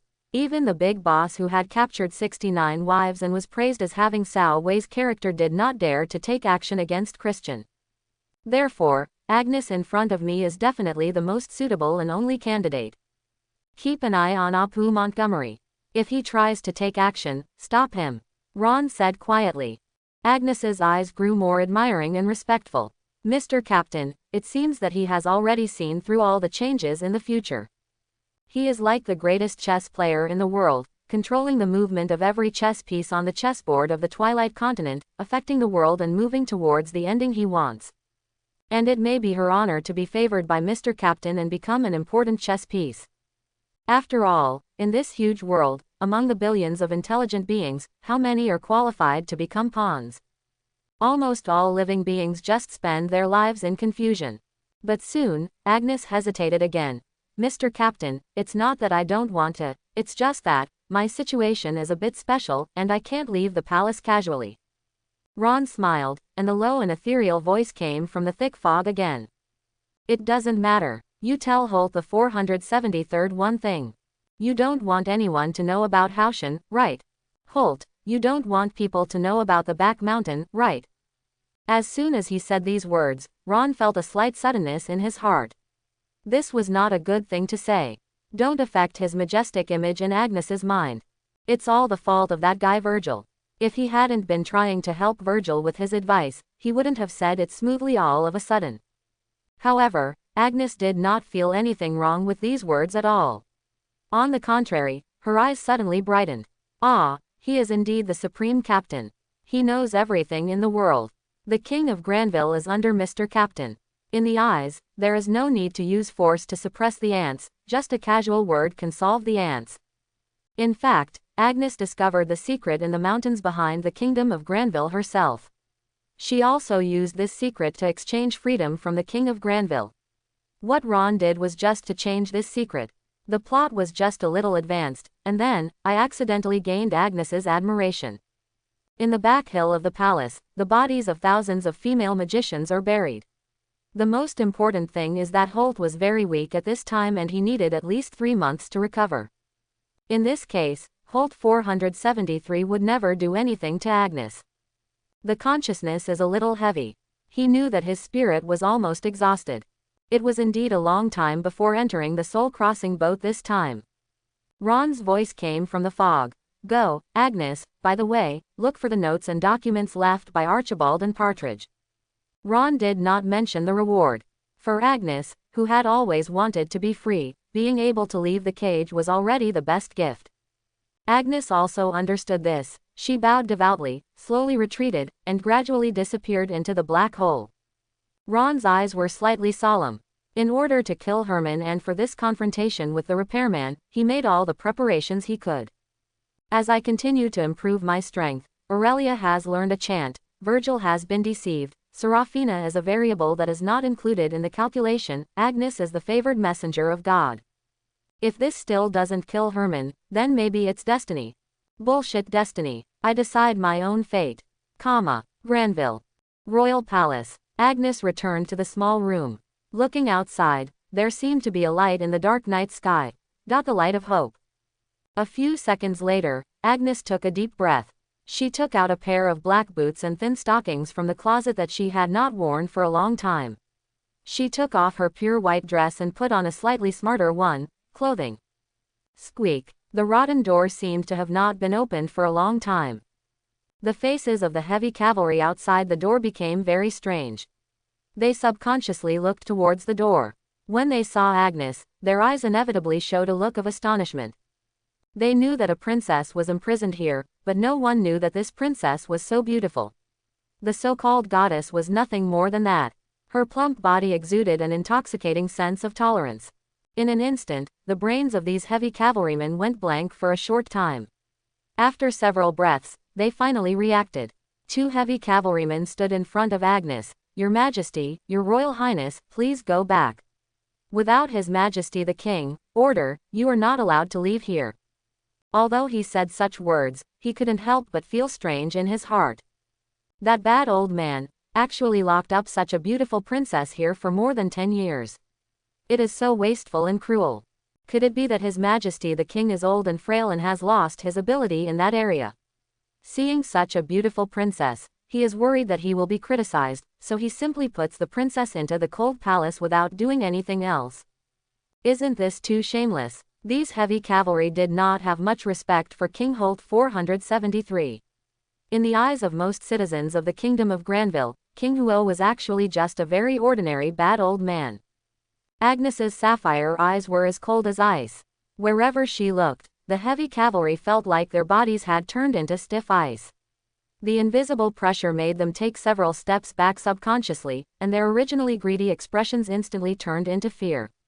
Ask Holt 473 to come over and tell him that I want to see him. Agnes said quietly. Her voice was calm and she could hardly feel the slightest fluctuation. Several heavy cavalrymen looked at each other and could see that each other's expressions were solemn. There is no doubt that Princess Agnes, who has always been obedient and docile in the cold palace, is by no means an ordinary noble lady. If they refuse, the consequences are beyond their reach. What's more, this is an internal matter within the royal family, and it naturally needs to be handled by members of the royal family. The captain of the heavy cavalry squad winked at the men next to him. Your Highness, please wait a moment. I will report to the king right away. A group of heavy cavalry surrounded Agnes. Although they had not drawn their weapons, their hands were already on the hilts of their swords. Agnes's eyes dropped, and she waited quietly. I don't know how long passed, but there was a sound of footsteps. Agnes finally opened her eyes, and there was a row of figures on the cobblestone path. Walking at the forefront was Holt, the 473rd King of the Kingdom of Granville. Since the Dragon clan became the ruler of the world, wars between countries and popular rebellions have occasionally occurred, but no one has ever succeeded. As long as the royal family asks for help from the Dragon clan, the dragon's suppression will soon put an end to the war. Calm. The royal family has been passed down for hundreds of generations. Right next to Holt were two old men. They all have gray beards and hair, and one of them is wearing a magic robe that is filled with a mysterious atmosphere. The navy blue robe seems to be dotted with stars in the sky. One man was wearing heavy armor. Although his hair was gray, his spirit was bright. Hercules, the chief magic instructor of the royal family of Granville and the royal family. The commander of the royal guard, veteran Antonio. There was a trace of ridicule on Agnes's lips. After so many years, Holt was still so cautious when meeting her. Holt's figure is a bit stooped. His age is actually not too exaggerated, 54 years old, but he looks like he is at least 64 years old. The life of the royal family is luxurious, and it is really puzzling to have such an appearance. It is rumored that Holt is addicted to women, which leads to physical overdraft. After all, this guy has 366 princesses, one every day, and there is still one more. Over the years, countless princes and princesses have been born. Every year, the cost of supporting the royal family alone is like a huge mountain, weighing on the heads of the people. His eyes looked cloudy, he waved his hand, and the heavy cavalry near Lang Palace quickly evacuated. Agnes. Holt 473 finally spoke, and his voice was hoarse, as if his vocal cords had been damaged. What are you looking for me for? The first time we met in more than 10 years since our wedding, we were also so indifferent. Hercules and Antonio, one on the left and the other on the right, guarded Holt, their eyes falling on Agnes from beginning to end. They dare not slack off at all. Although they are both legendary level, there are differences in legends. The corners of Agnes's mouth also curved. She was about to speak, but suddenly she felt an inexplicable sense of shame when she said these words. The voice on my lips suddenly changed. Holt, Mr. Captain asked me to bring you a message. Agnes' words stunned Holt for a moment. Captain. He doesn't know any captain. He didn't understand what Agnes wanted to say for a moment. He thought Agnes wanted to leave the cold palace, but he didn't expect a captain to pop up unexpectedly. What did he say? Holt narrowed his eyes and asked slowly. Agnes had a smile on her face. The captain asked me to tell you. You don't want anyone to know about the back mountain, right? Click. A crisp voice came. Under Holt's feet, the stone slab instantly shattered and turned into countless debris. A dazzling light burst out from his cloudy eyes. Holt stared at Agnes, and at this moment, an unprecedented murderous intention surged in his chest. But Agnes seemed not to feel this at all. Because of her extreme trust in Mr. Captain, she firmly believed that Holt did not dare to take action against her. With just a subtle mockery on his face, he swayed his hot and graceful figure and walked outside minding his own business. Holt's eyes flickered twice, but he didn't stop him after all. His complexion began to turn gloomy, as if it was covered with rich ink. If it weren't for the fact that his magic power was completely gone and he was still recovering, he would have really wanted to force Agnes to stay. Agnes had caught Agnes too cleverly at this point. He had lost most of his magic power and could not exert much combat power. It was almost impossible for Antonio and Hercules alone to keep Agnes. What happened in the back mountain was his secret. Except for Hercules and Antonio, not even the other princes, and princesses knew about it. How did Agnes know the secret of the back mountain?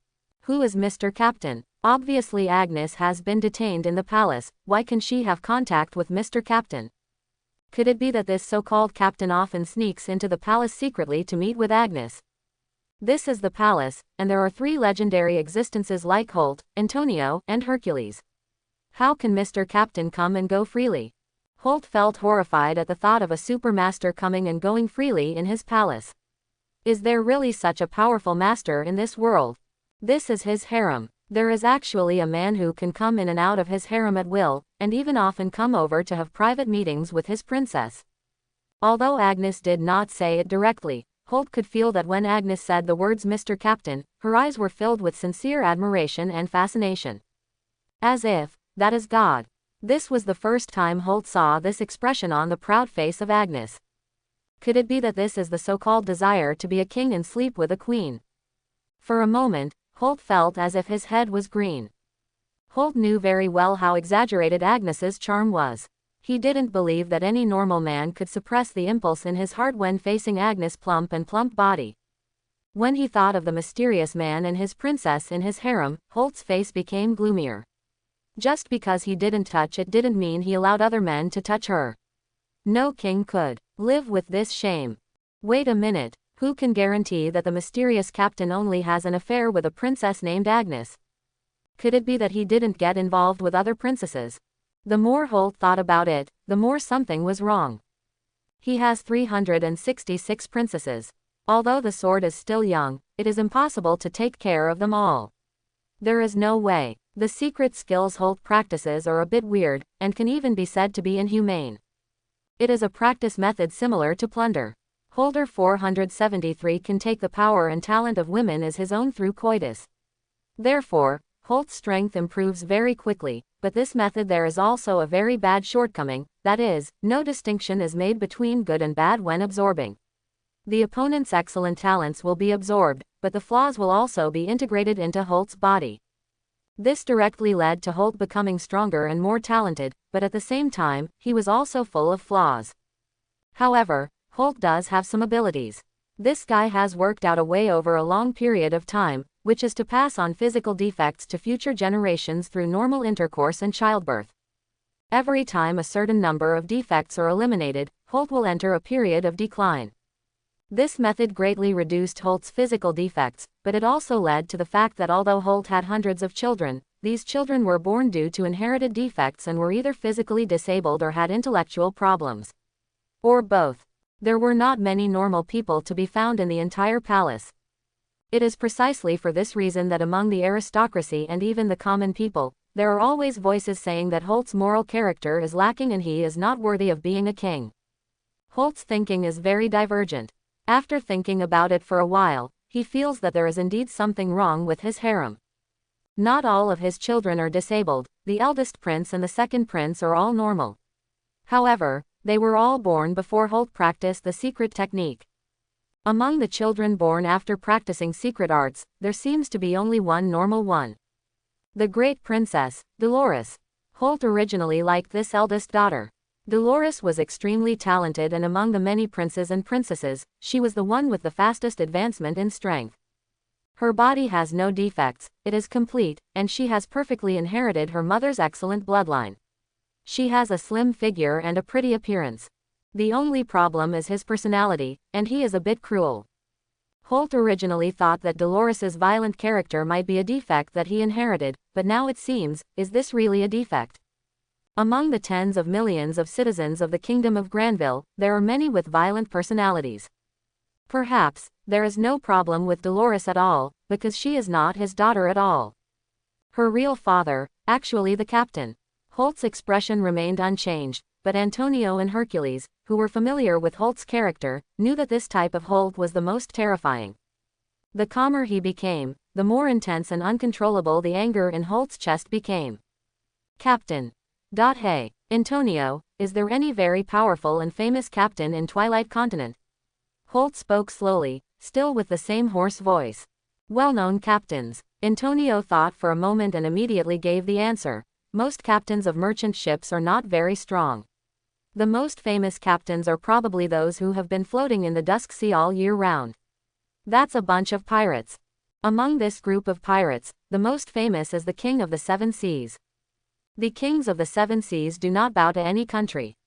They plunder everything, even the government ships of the major kingdoms. They do evil and have a bad reputation. However, this is not the king of the seven seas. Their strength is basically at the epic level. With Hercules and I guarding them, they should not be able to break into the palace, unless... Unless what? Unless it's Captain Prescott of the Netherworld. I heard that this person is the best at hiding. He comes and goes without a trace, just like a ghost. I'm afraid he is the only one who can break into the palace silently while the two of us are blocking it.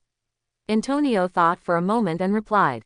That's it. Holt's eyes dropped. Arrange a group of people. Kill him. Even if he doesn't use his woman, he will never allow others to get involved with it. For Holt, it didn't matter whether Prescott was the mysterious captain in Agnes's mouth. What mattered was that he wanted to vent. On the other side, Agnes finally left the palace. Although it was late at night, Agnes was not sleepy at all. Walking on the streets, Wangcheng seemed strange yet familiar. She really hasn't left that small cage for a long time, and her contact with the outside world is almost all through secret techniques. Looking up at the stars above her head, Agnes's admiration for Mr. Captain increased even more. He was worthy of being Mr. Captain. Just one word made Holt dare not move rashly. Seeing her leaving the palace, nothing happened. Dare to do it. Originally, Agnes's belief in the god of eternal freedom was not that devout. On the soul-crossing boat, they learned that Lord Celios, the god of eternal freedom, had died. At this moment, all Agnes' piety was immediately transferred to Mr. Captain. The princess couldn't help but have a strong curiosity in her heart. What kind of existence is Mr. Captain? Is he a god? No, perhaps, it is a being greater than gods. Agnes's eyes were shining, her small white hands were clasped behind her back, and her slender legs were bouncing gently on the road. She didn't go home. She didn't have any respect for the family that abandoned her because of their own interests. Nostalgic. Thinking back on her already blurred memories, Agnes walked towards the headquarters of the Church of the Dawn Goddess. Completing Mr. Captain's mission is the most important thing. The figure under the moonlight is pure and like a girl. The other side, Larnaca City. Ron didn't know how much of a commotion the words he taught Agnes caused, and even his other target, Dolores the Thorn and the Rose, was innocently involved. The morning sun shone on his face and Ron opened his eyes. Next to her, Aurelia had already stood up and was arranging her appearance in front of the dressing table. The word, natural beauty, is the most suitable to describe Aurelia. Even without any cosmetics, Aurelia still looks pure and charming. He quietly hugged Aurelia's slender waist from behind and placed his chin on Aurelia's shoulder. He could smell Aurelia's alluring fragrance on her slender and elegant neck. Aurelia's cheeks were slightly red, but she did not struggle. She even leaned back a little to allow Ron to hold her more comfortably. The pressure on my lover was so great that even when he was asleep, his brows were tightly knitted together. Aurelia knows that her strength is very weak, and she has just started chanting, so she cannot help her lover much. The only thing she can do is to let her lover release the pressure on her. The smooth, silver hair hangs down from her head to her waist, sparkling in the morning sun. Her whole person looks clean and refined, like an angel descending into the world, spotless, pure and holy. Some hair strands crossed Ron's face, causing a slight itchiness. Only then did Ron realize that Aurelia was dressed extremely hot at this moment. She was wearing a black nun's uniform. At first glance, it seemed to be the same as usual, but as long as she got a little closer, she would find that on the slender waist, there were diamond-shaped hollows on both sides of the nun's uniform. The silk fabric is extremely thin, and the fair skin inside can be clearly seen. The hem of the nun's uniform was slit directly to the thigh. From Ron's angle, he could clearly see a pair of beautiful legs as round as jade, wrapped in pure white stockings. At this moment, the future white saint is dressed just like the serving nun in the small room. And when Aurelia is dressed like this, she is even more attractive than the real serving nun. Early in the morning is when men are most impulsive. What's more, with such a goblin in front of him, Ron's breathing has become a little rapid. "Are you going to go out wearing this outfit?" With a slight gasp, Ron asked in Aurelia's ear, his lips almost touching Aurelia's earlobe. The temptation of Aurelia is getting stronger and stronger. The purity of the saint and the temptation of the witch are perfectly integrated in Aurelia. Every time he sees Aurelia, Ron can feel it. A strong urge to become one with Aurelia. Of course, what Ron didn't know was that Aurelia had the same impulse in her heart. How could it be? Only you can see this body. Aurelia murmured. She turned around, stood up, stared at the man in front of her with her amber eyes, blurred in the depths of her eyes, her little hands clasped in front of her chest. Then, "Devout believer, do you want to confess your sins to the nun?" "What is this? Is it a genuine cosply?" Ron's throat squirmed, and the impulse in his chest surged rapidly due to Aurelia's words. He gasped like a beast. "Of course, beautiful nun. I am full of sins, waiting for repentance." With a wave of his hand, the curtains automatically closed, blocking out the sunlight. Aurelia panted slightly, her hair sticky. She was more and more convinced of Ron's habit. He was a man with an unusually strong possessiveness. He always wanted to leave his mark on every part of his body. Aurelia did not express any dissatisfaction. She always accepted everything from Ron with the most gentle gesture. After a short rest, Aurelia meekly cleaned up Ron. "Are you going to keep Cecilia?" Aurelia suddenly asked vaguely. Cecilia. Ron was a little confused and didn't understand why Aurelia suddenly mentioned Cecilia. "She has a boyfriend." Aurelia rolled her eyes at Ron angrily. She didn't think Ron would care about such a thing. "She has a fiancé. Even if we don't talk about her, Miss Serafina has a serious husband, and she wasn't kidnapped by Ron." Boyfriend. Aurelia shook her head slightly. It was obvious that Aurelia knew exactly what kind of character Cecilia's boyfriend was. Aurelia planned to tell Cecilia the truth several times, but every time she saw the expectant happiness on Cecilia's face, Aurelia could only swallow the words back in her stomach. She was worried that when after Cecilia learns the truth, she may collapse instantly. Ron obviously underestimated his physical strength and Aurelia's temptation to him. Aurelia's meek service made Ron irresistible. There was a light pink light in the nun's eyes. She could clearly feel every change in Ron's body. With a charming glance at Ron, Aurelia finally let go of her lover. The well-proportioned body was as lazy as a kitten. The slender waist stretched, and then he lay down on the sheets docilely, pressing the waist down, allowing the perfect figure to show an exaggerated arc. The ridiculous morning is over. Obviously they haven't been together for a long time, but the way the two get along with each other is as if they have been an old couple for a long time. "Would you like to accompany me today and go around the city again?" Ron stretched his arms and said. He worked very hard to suppress the impulse in his heart, fearing that Aurelia's weak body might not be able to bear it. And he hasn't got all the equipment on him yet. Yesterday he just tricked him from Otis. Well, he got a weapon as a gift from Otis. However, magic robes, boots, necklaces, magic hats, etc. are still far from enough. Although Herman was just a loser and Ron didn't take Herman to heart, there was a repairman behind this guy after all. Ron had to treat it with caution. He had to be in his best and strongest state and devote himself to this confrontation. "I won't go today. I'm going to the library in the next few days," Aurelia whispered, her little ears trembling, and the air exhaled by Ron hit her ears, making Aurelia feel itchy. However, she didn't hate Ron's intimacy. She really wanted to stay with Ron all the time, but Aurelia was very determined. She wanted to be a shoulder that Ron could lean on when he was tired. Aurelia saw a different path than before. "Don't put too much pressure on yourself, just let everything take its course." Ron comforted as his fingers slid through Aurelia's silky hair. Ron didn't know what was going on. Aurelia's current state is not within Ron's plan. In the game, after Aurelia's bloodline is awakened, her magic power will increase significantly, and she will also begin to learn chance. But now, Aurelia has learned chance first, but her magic power has not increased significantly. Semi-awake, For the next 3 days, Ron wandered around the city and visited various equipment stores. He suddenly realized that he had wrongly blamed Malimo. The salespersons in every store were all equally black. He originally wanted to collect a complete set of purple excellent grade equipment, but after more than 2 days, Ron found that he was wrong. The prices of equipment in the real world are far more outrageous than in the game. Purple excellent grade equipment has slightly better attributes and can easily cost hundreds of gold coins.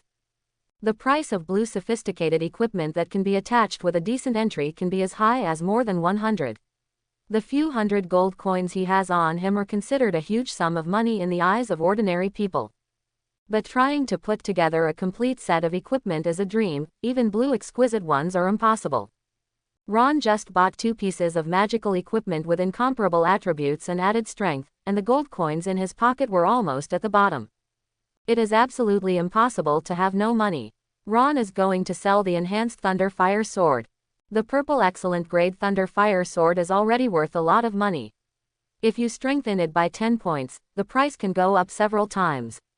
Ron suddenly discovered that selling strengthened equipment should be a good way to make money. The Thunderfire Sword has good attributes, but Ron himself cannot use it, and none of his companions can use it.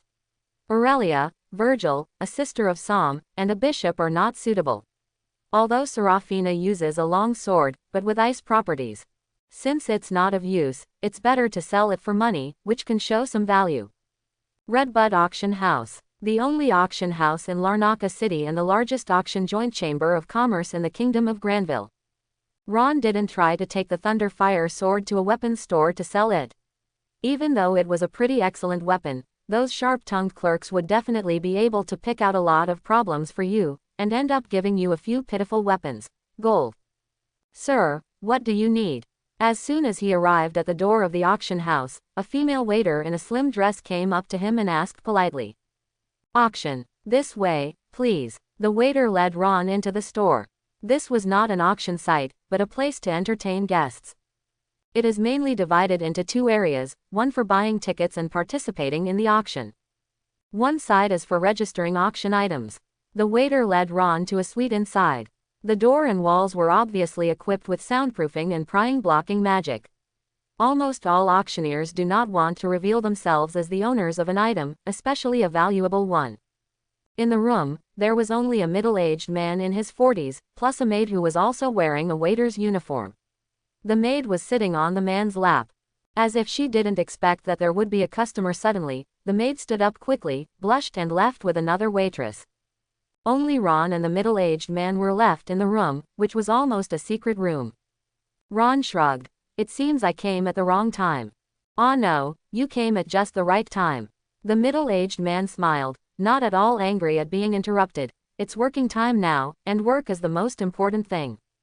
Ron discovered that people in this world are actually quite shameless.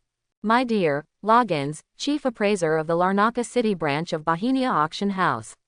Trust me, I will set the most appropriate price for your auction items.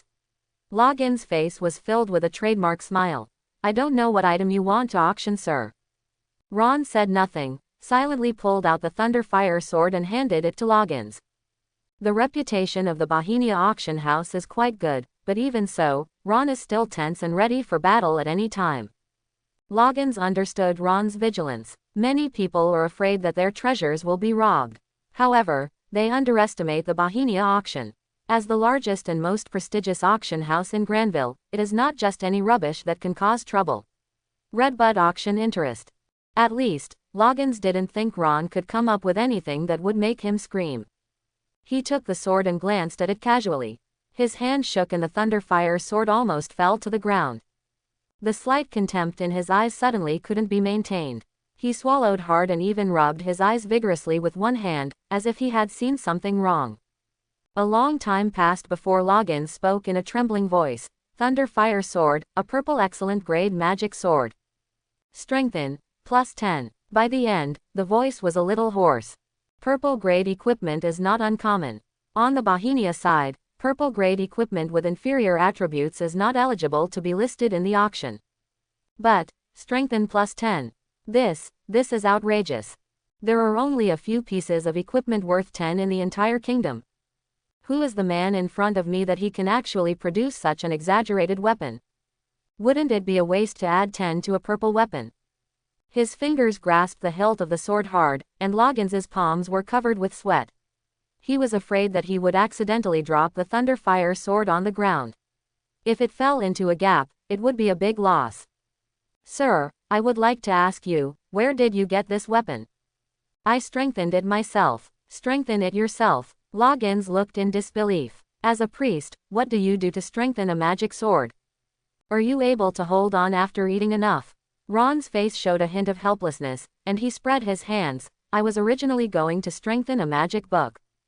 I collected a lot of weapons and strengthened them together. I was already prepared. As long as all other weapons failed to strengthen, all my luck would be concentrated on the magic book. Ron suddenly gritted his teeth. He felt that his acting talent has increased, and the expression of hatred and helplessness should be perfectly displayed. In the end, who knew that when it was the turn of this Thunderfire sword, it actually succeeded? Oh. Loggins suddenly realized, it's a mat. Get it, get it. Many people like to do this when upgrading. When upgrading, they don't focus on strengthening one piece of equipment, but prepare a lot of them at the same time. The more failures there are in the front, the higher the probability of success for the equipment that they really want to strengthen. The bigger. This is called lucky transfer. After all, Lady Luck probably won't let a person stay unlucky forever. This method has never been supported by any real data, but it still makes everyone happy with it. The gentleman in front of him should be such a victim. Loggins could almost imagine that the moment the Thunderfire sword was successfully strengthened, this gentleman's heart must have collapsed. As for the magic book that this gentleman really wants to strengthen, it is probably already. It is shameless behavior to expose people's wounds. I would like to ask about your magic book. Loggins couldn't hold back his curiosity. Ron let out a long breath. It was broken. The moment the magic book was broken, I felt like a stupid groundhog. Suddenly, Loggins looked at Ron with pity in his eyes. Loggins' reaction pleased Ron very much. That's it. Strengthening is absolutely successful. This is Ron's biggest reliance at present. Although he can also gain some power from the system, it is currently unable to bridge the gap between strengthening and strengthening. This was a secret that Ron had to keep. Once it was leaked, Ron could almost imagine thousands of people chasing him. That's why Ron didn't strengthen the Thunderfire sword to 13. Plus 10 will occasionally appear, which is acceptable, but plus 13, it's really outrageous. Loggins didn't know how to comfort the gentleman whose lips were trembling.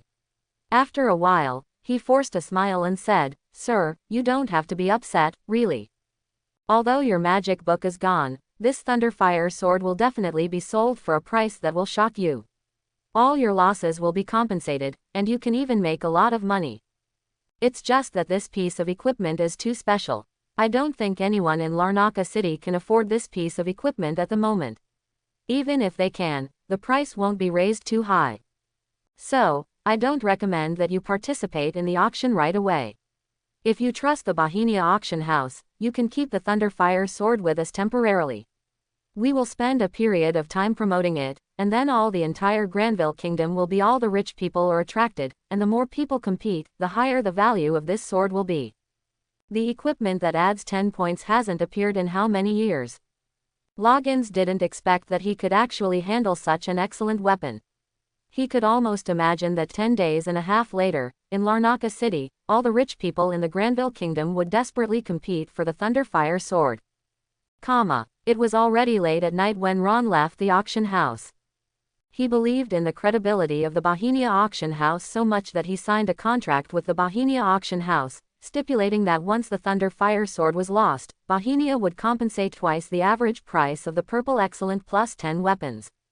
Staring at the dark night sky, the rolling clouds blocked the moon, leaving no light at all. A smile appeared on Ron's face. It's a murderous night with a dark moon and high wind. It's time to send Herman to hell. Under the illumination of the magic street lamp, a long figure emerged. Only in aristocratic areas would people have the luxury of hanging magic lamps on street lamp poles. In the lonely night, no one could be seen, only mosquitoes and moths surrounded the bright lights, making a buzzing sound. Ron's steps are neither hasty nor slow. Before long, his figure appeared at a crossroads. Not far ahead is the villa where Herman lives. There are 3 figures at the intersection. Aurelia was as obedient as ever, standing quietly on the roadside. Her body seemed to be emitting a hazy light under the magic lamp. Virgil frowned, obviously troubled and under tremendous pressure. He was annoyed more than once as to why he was on Ron's side. After all, the person he wanted to kill this time was the only son of the Vice Pope. Once the Vice Pope knew he was also involved, so it would be strange if his skin was not peeled off. However, Virgil also understood that his life and Herman's life, of course, his own life was more important. Even if A.P. Montgomery wanted to deal with him, it would be a matter of the future, and he could live one more day. As for Serafina, she held the sword in both hands, her muscular body leaning against the pillar in a posture that was detrimental to aristocratic etiquette, and her eyes were slightly squinted. Hearing footsteps, he opened his eyes. "Everyone is here," Virgil breathed out. "How are the preparations going?" Ron asked. "The exorcism circle has been deployed. In addition, strange roars are heard from time to time in Herman's villa, as if ferocious monsters are being kept in captivity. The little nobles around them cherish their lives, and they have many houses anyway, have all moved to other places.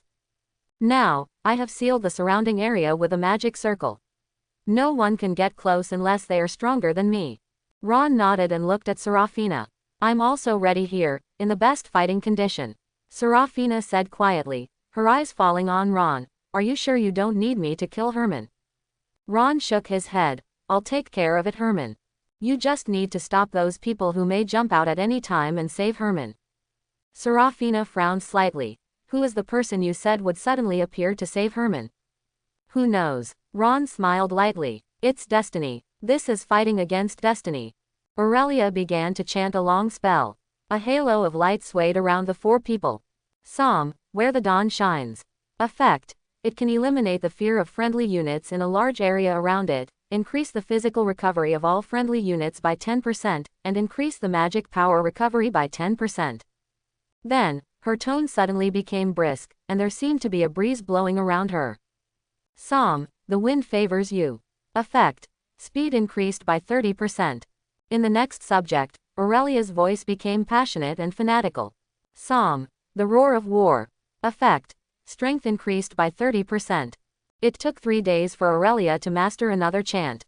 With the addition of 3 halos, both Virgil and Serafina can truly feel the changes in themselves. They cast surprised glances at Aurelia.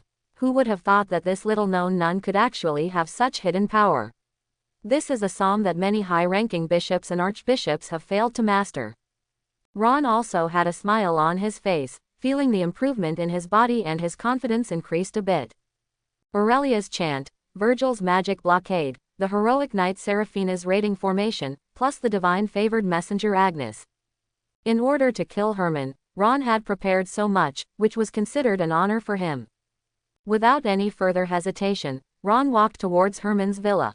The huge villa seemed unusually empty. Originally, none of the servants, guards, or servants in the villa could be seen. The strong smell of blood filled the villa. Inside and outside the house, scarlet blood stains were spread everywhere. The dried flesh clinging to the floor, walls, and pillars announced the fate of those servants. They were all dead. Inside the room, there was a suppressed roar. In the past few days, Herman has never left the villa. The changes in his body can no longer be concealed by cutting his nails. Herman does not understand what is wrong with his body. His strength is getting stronger and stronger. His consciousness became more and more crazy, and his body became less and less human. He kills anyone who sees him in his current form, no matter how close that person was to him before. He desperately tried to lift off the scales that appeared on his body, but the speed at which the scales were peeled off was far slower than the speed at which the scales grew. His ears could hear strange sounds, like some kind of mysterious call. A strong desire emerged in his heart, an impulse for new flesh and blood. Suddenly, roaring Herman paused. The entire villa fell into an eerie silence for an instant. Bada, ba, ba. The crisp footsteps seemed to be accompanied by some mysterious power, trampling on his chest step by step. His nose kept twitching as he smelled a smell that disgusted him to the core. Squeak. The door of the villa was pushed open by Ron. The smell of blood that hit his face made Ron frown. His eyes scanned the courtyard full of minced meat. Ron was not surprised that he had been prepared for the situation here. Look towards the main house. A tall figure emerged from the curtains. Ron continued to maintain a steady pace and walked forward. Roar, snap. Just when Ron was still more than 10 meters away from the door of the main hall, the door of the villa suddenly turned into pieces, and a dark figure, like black lightning, with 5 sharp nails, comparable to the sharpest scimitar, was approaching Ron's throat. Ron didn't hesitate at all. The ironwood staff appeared directly in his palm and swung it towards the opposite side. Boom. Dull sound. The whole world seemed to have entered a strange stillness. It wasn't until a circle of invisible waves spread around that the silent world was shattered. It was the impact caused by the confrontation of pure power. Underfoot, the floor was lifted layer by layer, like an earthquake wave sweeping over. The villa behind him made a loud bang, and most of it collapsed. Under the violent impact, Ron's body took 3 steps back before stopping. The figure on the opposite side flew backwards and hit a stone pillar with a bang. The stone pillar broke suddenly, and 3 fingernails about half a foot long were smashed into pieces by the iron and wood staff. Herman's strength has indeed increased a lot, but he is still no match for Ron. Looking at the opposite side, Herman's body, which was obviously different from ordinary people, was struggling to get up from the ground. Although this was not the first time he saw the black beast, Herman's current appearance still made Ron's hair stand on end. He was more than 3 meters tall, and his body was pulled up by 2 heads out of thin air. His entire body was attached with a layer of armor like a snapping turtle, his limbs were unusually thick and covered with dark mane, and his sharp claws were like a giant wolf. The twisted neck was covered with dense black scales, and 2 long, venomous snake-like teeth were revealed in the grinning mouth. The entire existence, except for having a human body and face, hardly resembles a human being. It is like a snapping turtle, a jackal, a venomous snake, a lizard, a combination of countless monsters. Perhaps, Herman's appearance is considered handsome among black beasts. Ron will not forget that a special black beast once appeared in the game, like a millipede magnified 1,000 times. The vertical pupils that had completely turned dark red were filled with resentment. His eyes were still staring at Ron, his pupils kept dilating, and a suppressed voice came out of his throat, "Ron." Although his consciousness was confused and some things had been forgotten, he would always remember the name Ron and the man in front of him. As long as he smells his scent, hears his voice, and sees his person, the strong hatred will make Herman want to tear him into pieces. "Ron, I'm going to send you to the ground." Before he finished speaking, Herman only felt a flash of light and shadow in front of him. Ron's body had disappeared from where it was. Brutal collision. Although Ron is a priest, in order to be able to enter the battlefield in time and treat injured companions, it is completely understandable to learn 1 or 2 skills that can move quickly. The stronger the force, the faster the collision. Coupled with the blessing of the chant, the figure is like a flashing arc. Sneak attack. Boom. The lowered shoulders hit Herman hard. At that moment, Herman felt as if he had been hit by a giant King Kong elephant. Before he could finish his sentence, his whole body left the ground uncontrollably and flew backwards. Before he could adjust his posture in midair, Ron's body had already ejected, and he swung the round ironwood staff and hit Herman on the head. "You are the one who deserves to go to hell. I hope everyone will support it and subscribe more."